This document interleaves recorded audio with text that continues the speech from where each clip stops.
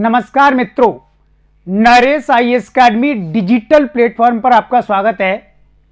UPSC की विभिन्न प्रतियोगी परीक्षाओं जैसे CDS, NDA, CAPF, assistant commandant में संविधान का जो वेटेज है उसको किस तरीके से समझा जाए, कवर किया जाए। पिछले वर्षों में यूपीएससी ने इन एग्जाम्स में जिस प्रकार से क्वेश्चंस पूछे उन सभी क्वेश्चंस का सही आंसर कैसे लगाया जाए, इसके लिए हमें संविधान को बहुत डिटेल में पढ़ना होगा और उतना डीप में और सभी डायमेंशंस को कवर करते हुए संविधान को हम समझेंगे। तो यूपीएससी एग्जाम को टारगेट करते हुए संविधान को पढ़ने का सही तरीका क्या होना चाहिए, जिससे पिछले वर्षों में जो भी सवाल पूछे गए उन सभी का जवाब दिया जा सके और भविष्य में जो भी न्यू डायमेंशंस या अप्रोच यूपीएससी अपनाने वाला है उन सभी को किस तरीके से कवर किया जाए। तो संविधान को केवल यूपीएससी एग्जाम को ध्यान में रखते हुए हम डिस्कस करेंगे। सबसे पहले कुछ टॉपिक्स को सेलेक्ट करेंगे कि कौन कौन से टॉपिक्स हमको इसमें कवर करने हैं। जीके और जीएस में जितने भी सब्जेक्ट इन एग्जाम्स में, उन सभी एग्जाम्स पर एक संक्षिप्त विवरण दिया जाएगा जिससे आपको अपनी तैयारी में मदद मिल सके और ज़्यादा डिफिकल्टी से आपको बचाया जा सके। तो संविधान में सबसे पहला जो टॉपिक हम डिस्कस करेंगे, संविधान निर्माण। संविधान निर्माण की पृष्ठभूमि, क्योंकि इस टॉपिक से पिछले वर्षों में लगातार एक या दो क्वेश्चन पूछे जाते हैं, तो बहुत डिटेल में इसको डिस्कस करेंगे। सेकंड टॉपिक पर आएंगे, संविधान के विभिन्न पक्ष, डिफरेंट डायमेंशंस में। एक हम डिस्कस करेंगे संविधान के स्रोत, यानी भारत के संविधान को बनाने के लिए कौन कौन से स्रोतों से सहायता ली गई है। इसके बाद संविधान की कुछ प्रमुख विशेषताएं, क्वेश्चन के पॉइंट ऑफ व्यू से कुछ पॉइंट्स को हमें इसमें समझना जरूरी है जहां से लगातार सवाल पूछे जा रहे हैं। और इसके साथ फिर हम देखेंगे इसकी प्रस्तावना, प्रीएम्बल या इंट्रोडक्शन। इंग्लिश मीडियम कैंडिडेट के लिए ये पूरा इंग्लिश में अलग से डिस्कस किया जाएगा। फिर इसके बाद हम देखेंगे भारत में नए राज्य बनाए जाने की प्रक्रिया क्या है, फॉर्मेशन ऑफ न्यू स्टेट्स। नए राज्य कैसे बनाए जाते हैं, संविधान में प्रक्रिया क्या है और अभी तक जो नए राज्य बनाए गए उनका एक संक्षिप्त विवरण। इसके बाद हम नेक्स्ट टॉपिक पर आएंगे, भारत में नागरिकता संबंधी विभिन्न प्रावधान क्या हैं। नागरिकता संबंधी टॉपिक से भी एक या दो सवाल यूपीएससी पूछता है। और देन फिर हम जाएंगे फंडामेंटल राइट्स, मूल अधिकार टॉपिक को काफ़ी डिटेल में पढ़ेंगे। सबसे इंपॉर्टेंट टॉपिक यही है जहां से सरल और कठिन दोनों प्रकार के सवाल यूपीएससी लगातार पूछ रहा है। इसके साथ अब फिर हम देखेंगे राज्य की नीति के निर्देशक तत्व, जिनको शॉर्ट में हम डीपीएस भी लिख सकते हैं, directive principle of state policy. और इसी के सप्लीमेंट के रूप में हम पढ़ेंगे फंडामेंटल ड्यूटीज यानी एफडी, मूल कर्तव्य, फंडामेंटल ड्यूटीज। इसके बाद फिर हम सीधे जाएंगे नेक्स्ट टॉपिक पर और ये है यूनियन, द यूनियन, भारतीय संघ। इसके अंतर्गत कई टॉपिक हैं। एक इंडियन पार्लियामेंट को डिस्कस किया जाएगा, भारत की संसद, और भारत की संसद को डिस्कस करते समय हम कंपेयर करेंगे राज्य के विधानमंडल के साथ, स्टेट लेजिस्लेचर। दूसरा, भारत के राष्ट्रपति, राष्ट्रपति के साथ उपराष्ट्रपति और राज्यों के राज्यपाल तुलनात्मक रूप से देखेंगे। और फिर यूनियन गवर्नमेंट, केंद्र की सरकार, जिसमें पीएम यानी प्राइम मिनिस्टर और उनका काउंसिल ऑफ मिनिस्टर, मंत्रिपरिषद की पूरी संरचना को डिस्कस करेंगे। नेक्स्ट टॉपिक के रूप में हम देखेंगे भारत में लोक सेवा आयोग, पब्लिक सर्विस कमीशन, लोक सेवा आयोग। एक या दो क्वेश्चन यहां से भी पूछा जाता है, इसलिए इस टॉपिक को कवर करना जरूरी है। और नेक्स्ट फिर भारत में इलेक्शन, निर्वाचन, भारत का निर्वाचन आयोग और राज्यों के निर्वाचन आयोग। और फिर कुछ शॉर्ट टॉपिक्स हैं जैसे कि पंचायत पर भी शॉर्ट में चर्चा करेंगे, कहाँ कहाँ से क्वेश्चन पूछे जाते हैं। और इसके अलावा ऑफिशियल लैंग्वेज, राजभाषा और कुछ अन्य प्रावधानों पर भी शॉर्ट में हम लोग डिस्कस करेंगे। तो ये वो कुछ टॉपिक्स हैं जहाँ से यूपीएससी लगातार क्वेश्चन पूछ रहा है।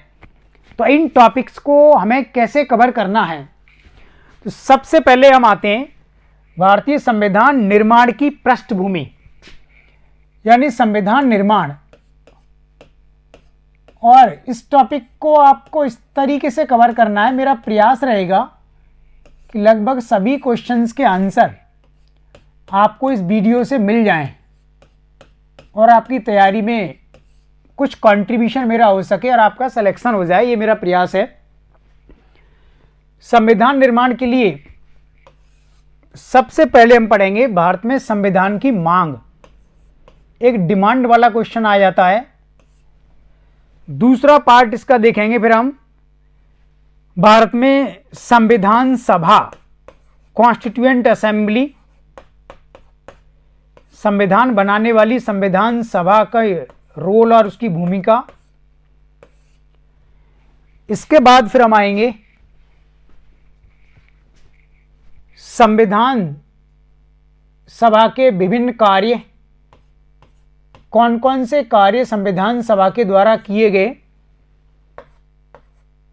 और देन फिर संविधान सभा के द्वारा संविधान बनाया गया, यानी संविधान का क्रियान्वयन, संविधान को किस प्रकार से लागू किया गया है, इम्प्लीमेंटेशन। और इसके बाद फिर हम जाएंगे संविधान की विषय वस्तु। जब संविधान बनकर के तैयार हो गया तो इसका मेन कंटेंट है क्या, इसमें क्या क्या लिखा हुआ है। इन 5 डायमेंशंस के थ्रू हम इसको समझने का प्रयास करते हैं। तो ज़्यादातर इंफॉर्मेशन मैं आपको बोल करके बताऊंगा, सब कुछ को बोर्ड पर लिखना पॉसिबल नहीं है। बाकी आपको बहुत डिटेल में इसको पढ़ना समझना है, कोई क्वेश्चन बाहर ना जाए, तो इसके लिए आप संविधान का नोट्स ऑर्डर कर सकते हैं हिंदी इंग्लिश दोनों मीडियम में हमारी वेबसाइट पर जाकर के। एक क्वेश्चन पूछा जाता है कि भारतीयों ने सबसे पहले संविधान की मांग कब की थी। यह क्वेश्चन कई एग्जाम्स में आ चुका है। तो इसका सही जवाब है 1928 में जब नेहरू रिपोर्ट बनाई गई तो उसमें मोतीलाल नेहरू, सुभाष चंद्र बोस और कांग्रेस के लीडर्स ने भारत का एक संविधान बनाने का प्रयास आरंभ किया था। लेकिन यह संविधान की मांग आधिकारिक रूप से नहीं मानी जाती, क्योंकि इसमें ब्रिटिश सरकार ने खुद चुनौती दी थी कि भारत के लोग अगर चाहें तो अपनी तरफ से एक ऐसा संविधान बनाकर दिखाएं जिसे भारत के सभी प्रजाजन और सभी राजनीतिक दल स्वीकार करते हों। इसके बाद 1934 में कम्युनिस्ट पार्टी के लीडर एमएन रॉय, मानवेंद्र नाथ रॉय या नरेंद्र नाथ भट्टाचार्य इनका नाम है, इन्होंने पहली बार संविधान की डिमांड की है। तो ये क्वेश्चन का आंसर हुआ। तो पहली बार अंग्रेजी सरकार से संविधान मांगा 1934 में, वो भी कम्युनिस्ट पार्टी की तरफ से, और उनके सदस्य एमएन रॉय ने। कांग्रेस ने अगले साल 1935 में संविधान की डिमांड की, लेकिन अंग्रेजी सरकार ने इस डिमांड को नहीं माना, रिजेक्ट कर दिया और कहा कि अभी इस मांग को स्वीकार करने के लिए उचित समय नहीं है। इसके बाद जब दूसरा विश्व युद्ध शुरू हुआ 1939 में, तब अंग्रेजी सरकार ने 1940 में अगस्त प्रस्ताव प्रस्तुत किया। अगस्त के महीने में वर्ष 1940 में भारत के उस समय के गवर्नर जनरल लॉर्ड लिनलिथगो ने यह प्रस्ताव प्रस्तुत किया, और इसमें सशर्त रूप में कहा गया कि अगर भारत के लोग दूसरे विश्व युद्ध में इंग्लैंड का साथ देते हैं तो उनके लिए एक संविधान बनाया जाएगा और भारत के लोग ही संविधान को बनाएंगे। तो हमारे पास 2 क्वेश्चन हो गए। भारतीयों ने सबसे पहले डिमांड 1934 में की और अंग्रेजी सरकार ने पहली बार इस डिमांड को 1940 में स्वीकार किया था। इसके बाद क्या हुआ? दूसरा विश्व युद्ध 1945 के मध्य में समाप्त हुआ और नवंबर 1945 में दूसरे विश्व युद्ध के बाद इंग्लैंड में संसद के चुनाव हुए और वहां लेबर पार्टी के प्रधानमंत्री क्लीमेंट एटली बने और उन्होंने भारतीयों को नया संविधान एक तोहफे के रूप में दिया। और भारत का संविधान बनाने के लिए 1946 में 3 सदस्यों का कैबिनेट मिशन भारत भेजा। इस कैबिनेट मिशन में 3 सदस्य ए.बी. अलेक्जेंडर, पैट्रिक लॉरेंस और स्टेफर्ड क्रिप्स थे। और इस कैबिनेट मिशन ने भारत में आकर के संविधान सभा के चुनाव कराए जुलाई अगस्त 1940 में, और इसी संविधान सभा ने भारत का संविधान बनाया।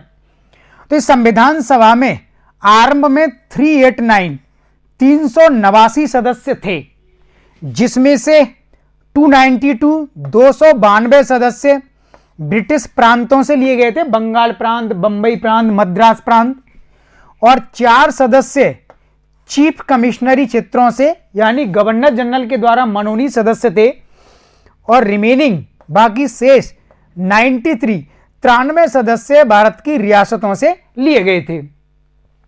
इसके बाद जब भारत का विभाजन होता है, पाकिस्तान अलग बनाया जाता है, तब संविधान सभा के कुछ सदस्य पाकिस्तान की संविधान सभा में चले गए, इसलिए संख्या घट करके 324 रह गई।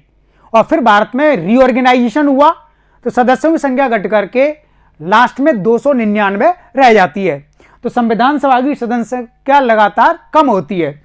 तो संविधान सभा में ये सदस्य थे, सबसे ज्यादा जो सदस्य हैं वो संयुक्त प्रांत से लिए गए थे, और सबसे ज्यादा सदस्य रियासतों में मैसूर रियासत से आए थे 7, इसके बाद त्रावणकोर रियासत से 6 सदस्य लिए गए थे। इस संविधान सभा पर कई क्वेश्चन आते हैं। सबसे पहले, संविधान सभा के सदस्यों का चुनाव कैसे हुआ? अप्रत्यक्ष तरीके से, यानी बंबई, मद्रास और बंगाल प्रांतों में जो विधानसभाएं थी, उन विधानसभा में बैठे हुए विधायकों ने, सदस्यों ने वोट डाला था, उन्होंने इनका इलेक्शन किया था। यानी भारत की जनता ने इनको वोट नहीं दिए थे, इसलिए संविधान सभा का निर्वाचन वयस्क मताधिकार पर नहीं हुआ, सांप्रदायिक आधार पर नहीं हुआ, प्रत्यक्ष निर्वाचन प्रणाली से यह गठित नहीं हुई थी। क्योंकि बार बार ये क्वेश्चन हर एग्जाम में आया हुआ है कि संविधान सभा के सदस्य कैसे चुने गए थे? ब्रिटिश प्रांतों की विधानसभाओं के द्वारा अप्रत्यक्ष रूप से। ठीक है, तो ये बात आपको ध्यान रखनी है। इस संविधान सभा में हैदराबाद रियासत ने भाग नहीं लिया था। महात्मा गांधी कांग्रेस की तरफ से, मोहम्मद अली जिन्ना मुस्लिम लीग की तरफ से संविधान सभा के सदस्य नहीं बने थे। इस संविधान सभा में लगभग 12 महिलाएं चुनी गई थी। एससी समुदाय से 26 सदस्य और एसटी समुदाय से 33 सदस्य लिए गए थे, और एचपी मोदी पारसी समुदाय से आए थे, और Frank Anthony Anglo Indian community से लिए गए थे। इसके अलावा कांग्रेस, मुस्लिम लीग और सिख समुदाय को जितनी सीटें अलॉट की गई थी, उसके अनुपात में लगभग उन्होंने ये सभी सीटें जीत ली थी। तो ये संविधान सभा की संरचना है जो आपको इस तरीके से याद करनी है। और कुछ सीटें निर्दलीय उम्मीदवारों ने भी जीती थी, यानी संविधान सभा के चुनाव बहुदलीय प्रणाली के आधार पर हुए थे, क्योंकि एक से ज्यादा राजनीतिक दल इसमें शामिल हुए थे। ठीक है, तो अब आपका कोई भी क्वेश्चन जो पूछा जाएगा उसका आंसर सही जाना चाहिए इस इंफॉर्मेशन के आधार पर। संविधान सभा के कार्य। संविधान सभा के गठन के बाद सबसे पहले संविधान सभा की 3 बैठक हुई, और ये तीनों बैठक दिल्ली के हैदराबाद हाउस में हुई। 9 दिसंबर 1946 को पहली मीटिंग हुई, और इस बैठक में सच्चिदानंद सिन्हा को संविधान सभा का अस्थायी अध्यक्ष चुना गया। दूसरी बैठक 11 दिसंबर 1946 को हुई, और इसमें डॉक्टर राजेंद्र प्रसाद को संविधान सभा का स्थायी अध्यक्ष चुना गया था। और तीसरी बैठक 13 दिसंबर 1940 को हुई। इस बैठक में जवाहरलाल नेहरू ने उद्देश्य प्रस्ताव प्रस्तुत किया था, जिसको बाद में 22 जनवरी 1947 को स्वीकार किया गया। अब इस संविधान सभा के बारे में कुछ और क्वेश्चन आते हैं। तो पहले अस्थायी अध्यक्ष हो गए सच्चिदानंद सिन्हा, इसके बाद स्थायी अध्यक्ष बना दिया गया डॉक्टर राजेंद्र प्रसाद को। संविधान सभा के कानूनी सलाहकार थे वीएन राव, वेनेगल नरसिंह राव, और दूसरे कानूनी सलाहकार सत्येंद्रनाथ मुखर्जी थे। यानी एक क्वेश्चन यह हुआ है कि संविधान सभा में 2 सिविल सर्वेंट कौन से थे। वीएन राव आईसीएस अफसर थे, एक सिविल सर्वेंट हुए, और दूसरे एसएन मुखर्जी, सत्येंद्रनाथ मुखर्जी। राइट। अगली बात, संविधान सभा के उपाध्यक्ष यानी वाइस प्रेसिडेंट, वाइस चेयरमैन कौन थे। बंगाल के नेता थे एचसी मुखर्जी, हीरेन कुमार मुखर्जी। इसके बाद रियासतों की तरफ से संविधान सभा में दूसरा उपाध्यक्ष भी बनाया गया था जुलाई 1948 में, वीटी कृष्णामाचारी को। ठीक है, तो ये संविधान सभा की इनिशियल इंफॉर्मेशन हुई। इसके बाद संविधान सभा के सदस्यों में से 22 कमेटी बना दी गई और इन कमेटियों को दुनिया के 50 देशों के संविधानों का अध्ययन करने के लिए कहा गया। तो ध्यान रखना है, दुनिया के 50 देशों के संविधानों का अध्ययन किया गया था और फिर इन कमेटियों ने भारत का संविधान बनाने के लिए अपनी तरफ से सिफारिशें की थी। सभी कमेटीज ने अपनी रिपोर्ट सबसे पहले वेनेगल नरसिंह राव वीएन राव को दी, फिर वीएन राव ने अपनी रिपोर्ट प्रारूप समिति को दी, ड्राफ्टिंग कमेटी। तो प्रारूप समिति पर सवाल आ जाते हैं, तो ध्यान रखेंगे प्रारूप समिति का गठन किया गया था 29 अगस्त 1947 को। प्रारूप समिति में कुल 7 सदस्य थे। भीमराव अंबेडकर इसके अध्यक्ष थे प्रारूप समिति के।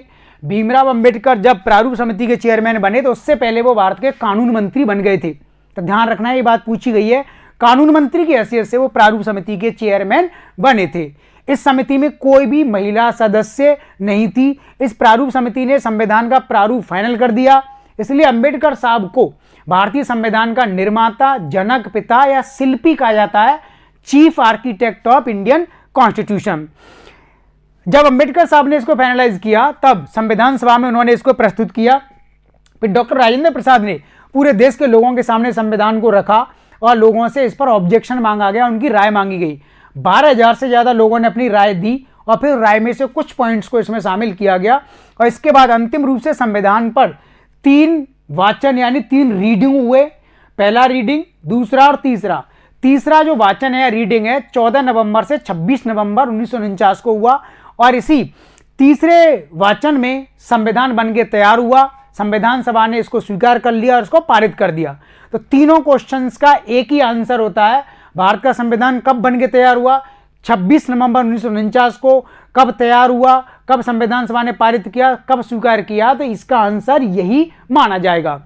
अब जब संविधान बनकर के तैयार हो गया, अब इसको लागू करने का समय आया कि भाई संविधान को देश में लागू कर दिया जाए, इसको क्रियान्वित किया जाए।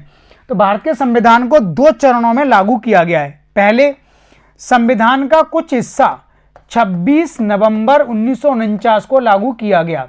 तो अब इस पर सवाल आता है कि संविधान आंशिक रूप से कब लागू हुआ। आंशिक रूप से, क्योंकि संविधान में 395 अनुच्छेद थे और केवल 15 अनुच्छेद इस तारीख को लागू हुए। तो इसका आंसर ये हुआ।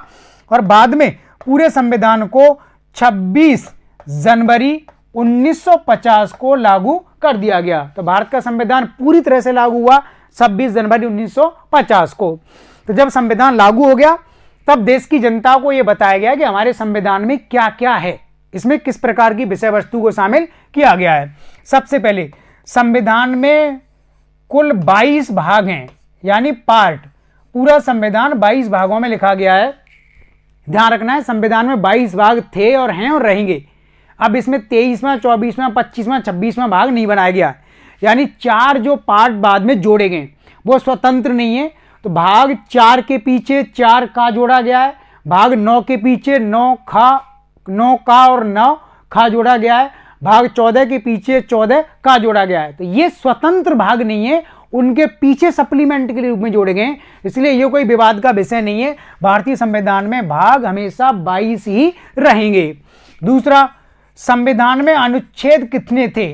जब संविधान हमारा लागू हुआ, आर्टिकल्स, तो भारतीय संविधान में कुल 395 अनुच्छेद थे, लेकिन बाद में सरकार ने इसमें कई प्रकार के बदलाव किए, अनुच्छेद बढ़ा दिए और वर्तमान में 450 से ज़्यादा अनुच्छेद शामिल किए जा चुके हैं। और तीसरा इसका जवाब है कि भारतीय संविधान में कितनी अनुसूची यानी शेड्यूल्स थी। तो मूल संविधान जब लागू हुआ तो उसमें केवल 8 अनुसूची थी और बाद में 1950 के बाद संशोधन करके 4 अनुसूची जोड़ दी गई। तो इसका अर्थ हुआ कि वर्तमान में कुल अनुसूची कितनी है? 12, लेकिन मूल संविधान में अनुसूची कितनी थी? 8। तो ये हमारे संविधान की विषय वस्तु है। तो संविधान निर्माण के संबंध में जो भी सवाल अभी तक पूछे गए उनका आंसर अब आप दे पाएंगे। इसके बाद हम आते हैं अब इसका नेक्स्ट पार्ट, संविधान के विभिन्न पक्ष यानी different dimensions of the constitution. देखिए इसमें आपको क्या क्या पढ़ना है। विभिन्न पक्ष, आप हमारा नोट्स ले लेना, तो नोट्स के माध्यम से जितना भी इंफॉर्मेशन आपके वो चाहिए वो पूरी इंफॉर्मेशन नोट्स में है, बहुत ओरिजिनल नोट्स है। सबसे पहले भारतीय संविधान के स्रोत विभिन्न पक्षों में यानी सोर्सेज, यानी भारत के संविधान को बनाने के लिए हमने कहाँ कहाँ से हेल्प ली है और कहाँ से क्या लिया है। तो इसमें आपको पढ़ना है अमेरिका के संविधान से हमने क्या लिया है। अमेरिका के संविधान से हमने मूल अधिकार लिए हैं, राष्ट्रपति के संबंध में कई प्रावधान लिए हैं, जैसे राष्ट्रपति के खिलाफ महाभियोग की प्रक्रिया, सुप्रीम कोर्ट यानी उच्चतम न्यायालय की स्थिति, उसकी शक्तियां और उपराष्ट्रपति का पद। तो इतने सारे प्रोविजन हमने अमेरिका के संविधान से लिए हैं। दूसरा, यूएसएसआर सोवियत संघ या आज का रूस, यहां से हमने मूल कर्तव्य लिए हैं, फंडामेंटल ड्यूटीज। उस समय सोवियत संघ था और सोवियत संघ 1991 में 1991 में टूट गया, तो अब रूस है। यूके यानी यूनाइटेड किंगडम या ब्रिटेन जिसको कह सकते हैं, ब्रिटेन से हमने लिए संसदीय प्रणाली, विधि का शासन, विधि निर्माण की प्रक्रिया और भी कई प्रावधान, संसद की पूरी प्रक्रिया हमने ब्रिटेन से स्वीकार की है। इसके बाद जर्मनी से हमने क्या लिया है, जर्मनी से लिया गया है आपातकालीन उपबंध के 3 प्रकार के आपातकाल कैसे कैसे लगाए जाएंगे। दक्षिण अफ्रीका, अफ्रीका के संविधान से हमने लिया है संविधान में संशोधन कैसे किया जाएगा। और फिर आता है आयरलैंड, आयरलैंड के संविधान से हमने 3 प्रावधान लिए हैं मुख्यतः। एक तो लिया है नीति निर्देशक तत्व डीपीएसपी, दूसरा राष्ट्रपति के द्वारा राज्यसभा में जो 12 सदस्य मनोनीत किए जाते हैं उनका प्रावधान कैसे होना चाहिए, और राष्ट्रपति का निर्वाचक मंडल। इसके अलावा कुछ अन्य देश भी हैं जहां से हमने कुछ ना कुछ लिया है, जैसे फ्रांस, फ्रांस से हमने गणतंत्र व्यवस्था ली है कि भारत के राष्ट्रपति गणतंत्र व्यवस्था के प्रतीक हैं। जापान से हमने विधि की प्रक्रिया, विधि निर्माण की प्रक्रिया ली है और भी जापान से कई प्रावधानों को स्वीकार किया है। तो विभिन्न देश हैं जिनके संविधानों से हमने इन सोर्सेज को स्वीकार किया हुआ है, तो ये आपको सब याद करना होगा। इसके बाद आते हैं फिर भारतीय संविधान की विशेषताएं, इंपॉर्टेंट फीचर्स क्या हैं कॉन्स्टिट्यूशन के। अब इनमें से देखिए कुछ सवाल पूछे जाते हैं। सबसे पहला पॉइंट याद रखना है कि भारत का संविधान दुनिया का सबसे लंबा या विशाल संविधान है। यह बात पूछी नहीं जाती, लेकिन पूछा यह जाता है कि यह स्टेटमेंट, यह कथन किसने दिया है। तो भारत का संविधान दुनिया का सबसे लंबा या विशाल संविधान है, यह बात कही है आइवर जेनिंग्स ने। ठीक है, तो आइवर जेनिंग्स का यह कथन है। और अमेरिका का संविधान दुनिया का सबसे छोटा संविधान है क्योंकि उसमें केवल 7 अनुच्छेद हैं। और आइवर जेनिंग्स ने एक दूसरा स्टेटमेंट और दिया है कि भारत का संविधान वकीलों के लिए स्वर्ग है, लॉयर्स पैराडाइज। ठीक है, एक विशेषता है।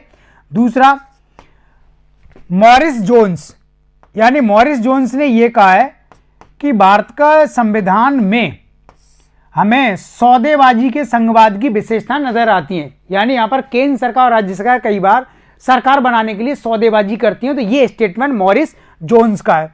तीसरा, ऑस्टिन का कथन, ऑस्टिन कहते हैं कि भारत के संविधान में सहकारी संघवाद की विशेषताएं, कोऑपरेटिव फेडरलिज्म की विशेषताएं पाई जाती हैं।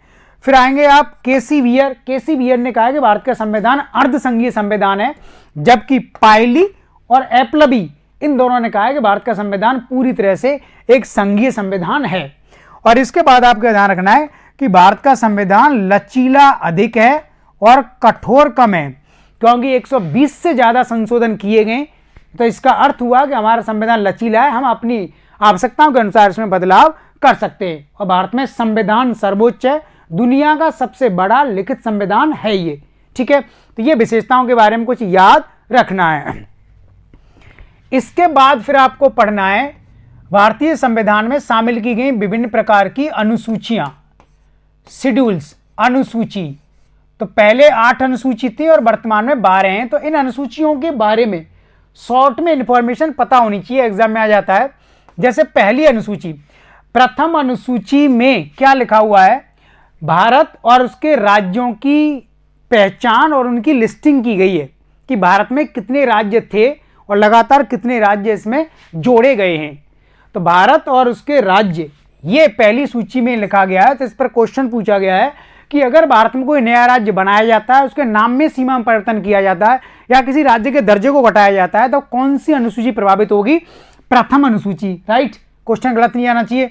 सेकंड अनुसूची में विभिन्न अधिकारियों के वेतन भत्ते सुविधाएं सैलरी, राष्ट्रपति, उपराष्ट्रपति, सुप्रीम कोर्ट के जज, अन्य अधिकारियों के वेतन भत्ते कैसे दिए जाएंगे, कहां से दिए जाएंगे।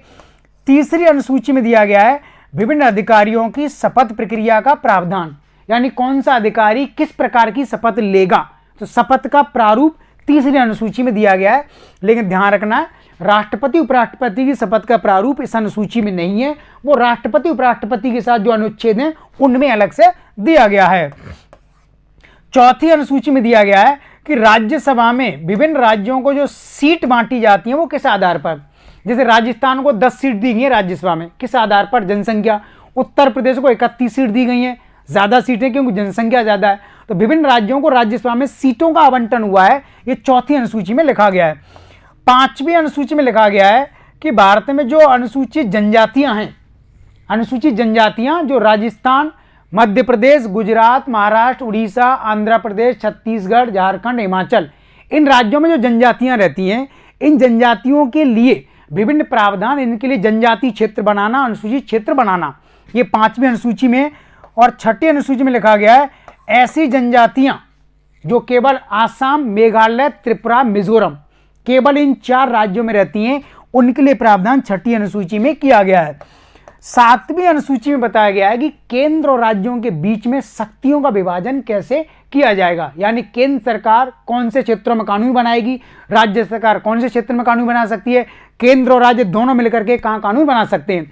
तो संघ सूची, राज्य सूची, समवर्ती सूची, शक्तियों का विभाजन सातवीं अनुसूची में किया गया है।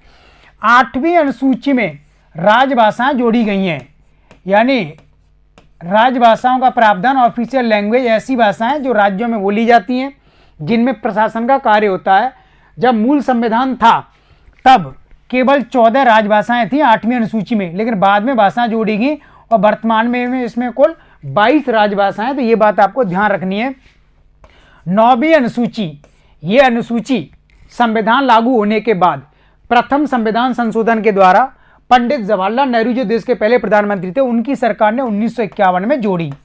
अब इस पर कई सवाल पूछे जा चुके हैं। तो 9वीं अनुसूची संविधान में नहीं थी, राइट।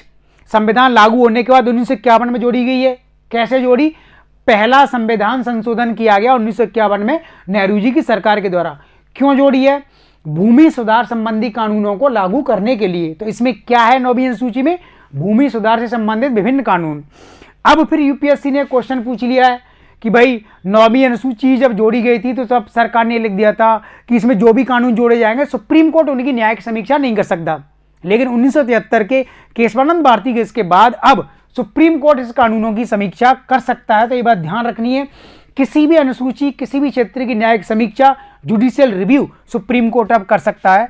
10वीं अनुसूची जोड़ी गई है 1985 में 52वें संविधान संशोधन के द्वारा, 52 अमेंडमेंट के द्वारा, और इस अनुसूची में जोड़ा गया दल बदल निरोधक कानून, यानी दल बदल को रोकने के लिए कैसे प्रावधान किए जाने चाहिए, ये इसके लिए 10वीं अनुसूची बनाई गई है।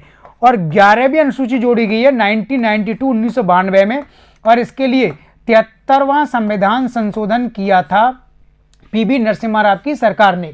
और इस अनुसूची को पंचायतों के लिए जोड़ा गया है। इस अनुसूची में 29 विषय हैं जिस पर पंचायतें शासन कर सकती हैं और कानून बना सकती हैं। और 12वीं अनुसूची भी 1992 में जोड़ी गई थी 1992 में, और इसके लिए 74 यानी 74वां संविधान संशोधन किया था पीवी नरसिम्हा राव की सरकार ने। और ये अनुसूची नगर पालिका और नगर निगम के लिए जोड़ी गई है। और इस 12वीं अनुसूची में कुल 18 विषय लिखे गए जहां पर नगर पालिका, नगर निगम कानून बना सकते हैं, उन क्षेत्रों पर शासन कर सकते हैं। तो ये संविधान के विभिन्न पक्ष हैं जिसको आपको इस तरीके से पढ़ना है। इसके बाद नेक्स्ट पार्ट है संविधान की प्रस्तावना पर डिस्कस करेंगे। प्रीएम्बल से संबंधित कुछ क्वेश्चन पूछे जाते हैं और उन क्वेश्चन का जवाब कैसे दिया जाए। प्रस्तावना या आमुख या इंट्रोडक्शन ऑफ कॉन्स्टिट्यूशन। इसके बाद हम देखेंगे भारत में नए राज्य बनाए जाने की प्रक्रिया, फॉर्मेशन ऑफ न्यू स्टेट्स, यहां से भी कुछ क्वेश्चन पूछे जाते हैं, नए राज्य कैसे बनाए जाते हैं भारत में। और फिर आएंगे हम भारत में नागरिकता संबंधी विभिन्न प्रावधान क्या हैं, सिटीजनशिप से संबंधित प्रावधान, और आपको इस टॉपिक को कैसे कवर करना है, कैसे आपको इसको पढ़ना है। राइट, देखिए प्रस्तावना। हम भारत के लोग भारत को ऐसा राज्य बनाना चाहते हैं। तो शब्द दिए गए 5। हम भारत के लोग भारत को एक प्रभुता संपन्न, समाजवादी, पंथ निरपेक्ष, लोकतंत्रात्मक गणराज्य बनाना चाहते हैं। तो इन शब्दों का क्रम याद रखना है, 1-2 एग्जाम में ये क्रम भी पूछ लिए गए। फिर इसमें आगे जाओगे आप, स्वतंत्रता, न्याय और समानता, 5 प्रकार की स्वतंत्रता, 3 प्रकार का न्याय, सामाजिक आर्थिक न्याय, 2 प्रकार की समानता, प्रतिष्ठा और अवसर की समानता। तो इन शब्दों को लास्ट तक आप नीचे तक पढ़ते जाएंगे। ठीक है, तो प्रस्तावना को थोड़ा सा लर्न कर लेना। तो प्रस्तावना पर पहला क्वेश्चन तो ये, जो शब्द इसमें शामिल हुए हैं उनका क्रम आपको पता होना चाहिए। इस पर क्वेश्चन आए पिछले वर्षों में, आप देखना। दूसरा, इस प्रस्तावना से हमें किस बात की जानकारी मिलती है कि भारत का संविधान कब बन के तैयार हुआ, कब हमने इसको स्वीकार किया, कब अंगीकार किया। तो इसमें लिखा हुआ है कि हम भारत के लोग इस डेट को यानी 26 नवंबर 1949 को इस संविधान को हम स्वीकार करते हैं, अंगीकार करते हैं और आत्मार्पित करते हैं। राइट, इस क्वेश्चन का जवाब मिल गया आपको कि संविधान कब बन के तैयार हुआ, कब हमने इसको लागू किया है, ये बात प्रस्तावना में लिखी हुई है। इसके बाद फिर आपको इसमें याद करना है कि प्रस्तावना में अभी तक कितनी बार संशोधन किया गया है। यानी प्रस्तावना में 1976 में जब इंदिरा गांधी की सरकार थी तो उन्होंने 42वां संविधान संशोधन किया था, और 42 संशोधन के द्वारा 3 शब्द प्रस्तावना में जोड़े गए हैं, समाजवादी, पंथ निरपेक्षता और अखंडता। ठीक है, तो ये क्वेश्चन भी पूछा जाता है। इसके बाद आपको इसमें याद रखना है कि इस प्रस्तावना के बारे में कौन कौन से विद्वानों ने क्या क्या टिप्पणी की है, कमेंट्स क्या हैं, ये भी क्वेश्चन है। तो 2 इंपॉर्टेंट कमेंट्स याद रखने। एक तो सुप्रीम कोर्ट के मुख्य न्यायाधीश रहे मोहम्मद हिदायतुल्लाह, इन्होंने कहा है कि संविधान की प्रस्तावना ये हमारे संविधान की आत्मा है। और दूसरा, के.एम. मुंशी, कन्हैयालाल माणिक्यलाल मुंशी ने प्रस्तावना को हमारे संविधान की राजनीतिक जन्मपत्री या जन्म कुंडली, पॉलिटिकल होरोस्कोप माना है। ठीक है, तो 2 कमेंट्स आपको इस पर याद रखने। अगली बात याद रखनी है कि सुप्रीम कोर्ट का निर्णय प्रस्तावना के संबंध में क्या आया है। सुप्रीम कोर्ट ने पहले 1960 के बेरूवाड़ी यूनियन केस में यह कहा था कि प्रस्तावना संविधान का अंग नहीं है, लेकिन बाद में 1973 के केशवानंद भारती केस में प्रस्तावना को संविधान का अंग मान लिया गया है, अर्थात अब संसद प्रस्तावना में संशोधन कर सकती है। तो यह ध्यान रखना है, 1973 के केशवानंद भारती केस में प्रस्तावना को संविधान का अंग माना गया है, और इसके बाद 1987 के डीसी बाधवा केस में सुप्रीम कोर्ट ने फिर से कहा अंग है। फिर इसके बाद 1995 के एलआईसी केस में भी इसको संविधान का अंग माना गया है। तो प्रस्तावना हमारे संविधान का अंग है, ये फाइनल है आज की स्थिति में। फिर एक बात याद रखनी है कि प्रस्तावना का महत्व क्या है। 1-2 बार क्वेश्चन यहां से भी आ चुका है। पहला, प्रस्तावना एक तो ये बताती है कि हमारे संविधान का स्रोत क्या है, भारत के लोग यानी भारत के लोगों ने इसको मिलकर के बनाया है। दूसरा, हमने संविधान को कब स्वीकार किया, इसकी जानकारी यहां से पता लगती है। दूसरा महत्व इसका यह है कि जब भी संविधान को पढ़ने में, लागू करने में कोई दिक्कत आएगी तो प्रस्तावना के आधार पर उन शब्दों की व्याख्या सुप्रीम कोर्ट कर सकता है। लेकिन प्रस्तावना में जो कुछ लिखा हुआ है उसको सुप्रीम कोर्ट कानूनी आधार पर लागू नहीं करा सकता कि सुप्रीम कोर्ट ऑर्डर दे और केंद्र और राज्य की सरकार उसको लागू करें। ठीक है, तो ये प्रीएम्बल है, और लास्ट में कहा जाता है कि प्रस्तावना हमारे संविधान निर्माताओं का दर्शन है, उनकी फिलॉसफी है। संविधान निर्माताओं के इसमें आदर्श छिपे हुए हैं, क्योंकि हम भारत के लोग भारत को ऐसा ऐसा राष्ट्र बनाना चाहते हैं। तो ये सभी एस्पेक्ट आपको प्रस्तावना पर तैयार करके जाने होंगे, तब जा करके आपके वो सभी सवालों के जवाब आपको मिल जाएंगे। दूसरा, भारत में नए राज्य कैसे बनाए जाते हैं, संविधान में इसके बारे में क्या लिखा गया है। तो भारतीय संविधान का भाग 1 यानी अनुच्छेद 1 से लेकर के और अनुच्छेद 4 तक भारत में नए राज्यों के संबंध में प्रावधान किया गया है। अनुच्छेद 1 में बताया गया है कि हमारे देश का नाम है इंडिया, दैट इज भारत, और India is a union of states. ध्यान रखना है, भारत हिंदी अनुवाद है इंडिया का, तो इंडिया ओरिजिनल नाम है, ऑफिशियल नाम है कंट्री का। और दूसरा, इंडिया क्या है, यूनियन ऑफ स्टेट, राज्यों का संघ है, ये फेडरेशन नहीं है, ये शब्द भी आता रहता है। भारत है राज्यों का संघ, भारत फेडरेशन नहीं है। अगली बात, तो भारत में नए राज्य बनने का इतिहास काफी लंबा रहा है। 1912 में बिहार और उड़ीसा जैसे राज्यों को अलग किया गया था बंगाल प्रांत से। इसके बाद 1936 में सिंध को राज्य बनाया गया और फिर 1953 में तेलुगु भाषा के आधार पर आंध्र प्रदेश को राज्य बनाया गया था। इसके बाद एक समस्या ये आई कि भारत में नए राज्य कैसे बनाए जाएंगे, इसके लिए कोई निश्चित फार्मूला या सूत्र होना चाहिए। तो सरकार ने 1947 में एक धर आयोग बनाया था, या धर आयोग जिसको कहते हैं, 1947 में, और 4 सदस्यीय था।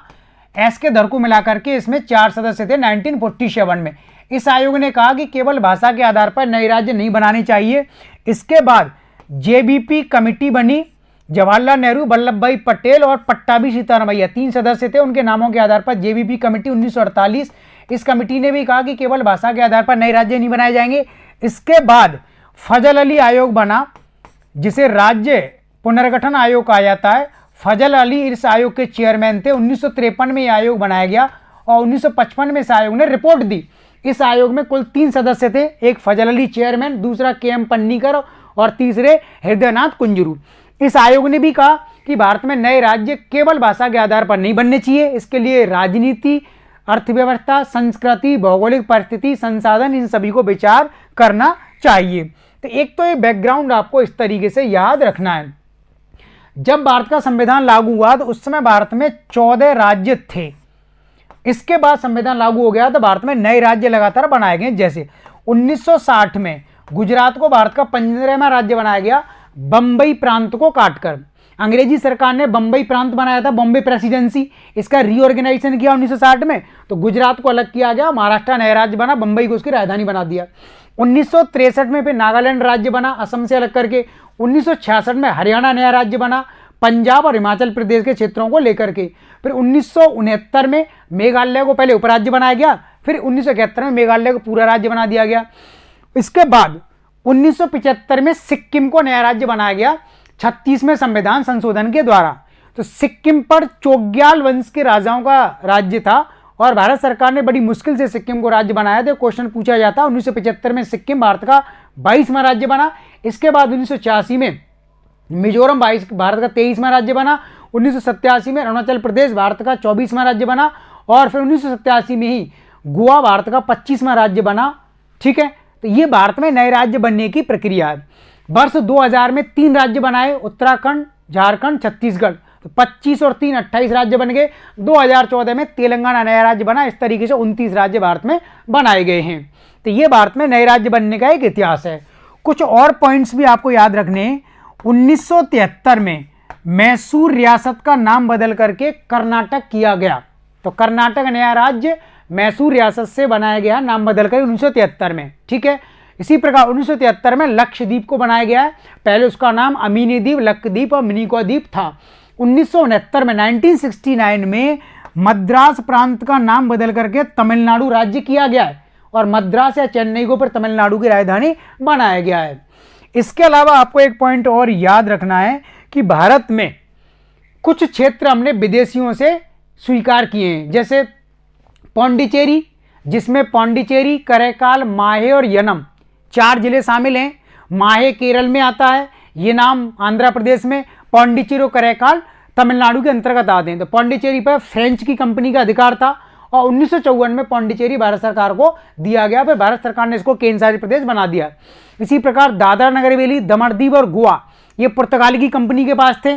पुर्तगाल ने 1954 में दादरा नगर हवेली को दे दिया भारत सरकार को। 1961 में उसने दमन दीव और गोवा को दिया, और फिर भारत सरकार ने पहले गोवा दमन दीव को केंद्र शासित प्रदेश बनाया, और इसके बाद 1987 में गोवा को राज्य बनाया गया है। तो इन पर भी क्वेश्चन पूछा जाता है कि कौन सी कंपनी का दिन थे और कब भारत ने इनको प्राप्त किया है। अगली बात ये याद रखनी है कि भारत में नए राज्य बनाने की प्रोसेस यानी प्रक्रिया क्या है। भारत में कोई भी नया राज्य बनाना हो, राज्य के नाम में बदलाव करना है, राज्य में जिलों की संख्या बढ़ानी हो घटानी हो, सीमा में परिवर्तन करना हो, भारत की संसद ही ऐसा कर सकती है। इसके लिए संसद को पहले भारत के राष्ट्रपति से परमिशन लेनी होती है। तो राष्ट्रपति की पूर्व अनुमति से लोकसभा और राज्यसभा इनमें एक विधेयक लाया जाता है या प्रस्ताव लाया जाता है। तो राष्ट्रपति अनुमति देंगे, फिर इसके बाद लोकसभा राज्यसभा में वो प्रस्ताव रखा जाएगा। लोकसभा राज्यसभा उसको अपने 50% से ज़्यादा बहुमत से पास करेंगे। जब वो पास हो जाएगा, इसके बाद राष्ट्रपति के हस्ताक्षर के लिए जाएगा। राष्ट्रपति जब हस्ताक्षर कर देंगे तब वह गजट में प्रकाशित हो जाएगा, और फिर वो नया राज्य बन जाएगा, या उसका नाम बदल जाएगा, या उसकी भौगोलिक सीमा में किसी प्रकार का परिवर्तन हो जाएगा। तो भारत में नए राज्य बनने की प्रक्रिया इस तरीके से दी गई है। तो अनुच्छेद 1 में हमारे देश का नाम है India, that is Bharat, and India is a union of states, right. Article 2 में, अनुच्छेद 2 में लिखा गया है भारत में नए राज्यों की स्थापना और प्रवेश। अनुच्छेद 3 में बताया गया है कि नए राज्य बनाए जाने की प्रक्रिया, और अनुच्छेद 4 में लिखा गया है कि जो नए राज्य बनाने के लिए कानून बनाए जाएंगे उनको प्रोटेक्ट सरकार किस प्रकार से करेगी, राइट। तो ये पूरा इस तरीके से अगर आप याद कर लेते हैं तो गारंटी है कि लगभग वो सारे क्वेश्चंस के जवाब आप दे सकते हो। इसके बाद है नागरिकता संबंधी प्रावधान। इस टॉपिक को आपको इस तरीके से पढ़ना है कि भारत में नागरिकता 2 तरीके से प्रदान की गई है। एक नागरिकता 26 जनवरी 1950 को दी गई 4 ग्राउंड्स पर, और एक नागरिकता दी जाती है नागरिकता कानून 1955 के आधार पर। यानी जब संविधान लागू हुआ 26 जनवरी 1950 को, तो 26/1/1950 लिखा हुआ है संविधान लागू होने की डेट यहां पर। तो इसका अर्थ यह है कि जिस दिन संविधान लागू हुआ उससे पहले ही 4 आधारों पर उस समय भारत के लोगों को भारत का नागरिक मान लिया गया था। पहला, अनुच्छेद 5, क्योंकि नागरिकता संबंधी प्रावधान अनुच्छेद 5 से 11 तक दिए गए, तो ये संविधान का भाग 2 है जो 5 से 11 तक फैला हुआ है। तो अनुच्छेद जो 5 है, इस आर्टिकल 5 में ये कहा गया है कि जब संविधान लागू हुआ था उससे ठीक 5 वर्ष पहले जो लोग भारत में रह रहे थे उनको भारत की नागरिकता दी जाती है, चाहे उनके माता पिता भारत के नागरिक हैं या नहीं है। केवल 5 साल से लगातार भारत में रह रहे थे। फिर आर्टिकल 6 में लिखा हुआ है कि जो लोग विभाजन के बाद पाकिस्तान चले गए थे और पाकिस्तान से फिर इंडिया आ गए, तो उनको एक निश्चित तारीख के बाद भारत की नागरिकता प्रदान की जाएगी। अनुच्छेद 7 में लिखा गया है कि जो लोग भारत छोड़ के पाकिस्तान चले गए थे और फिर बाद में भारत आ गए, तो वह उनको भारत की नागरिकता दी गई है, लेकिन 26 जनवरी 1950 से पहले वापस आने चाहिए। और अनुच्छेद 8 में लिखा गया है कि ऐसे लोग जब संविधान लागू हुआ उस समय वो विदेशों में रहते थे, तो उन्होंने उस समय विदेशों में भारत के दूतावास में अगर रजिस्ट्रेशन करा दिया, वहां अपना नाम दर्ज करा दिया, तो उनको भारत का नागरिक मान लिया गया। लेकिन जब संविधान लागू हो गया 26 जनवरी 1950, इसके बाद जो नए बच्चों का जन्म हुआ उनको नागरिकता अब कैसे दी जाएगी, इस समस्या का समाधान करने के लिए नागरिकता कानून बनाया गया 1955। इस कानून के तहत 5 आधारों पर नागरिकता दी जाती है।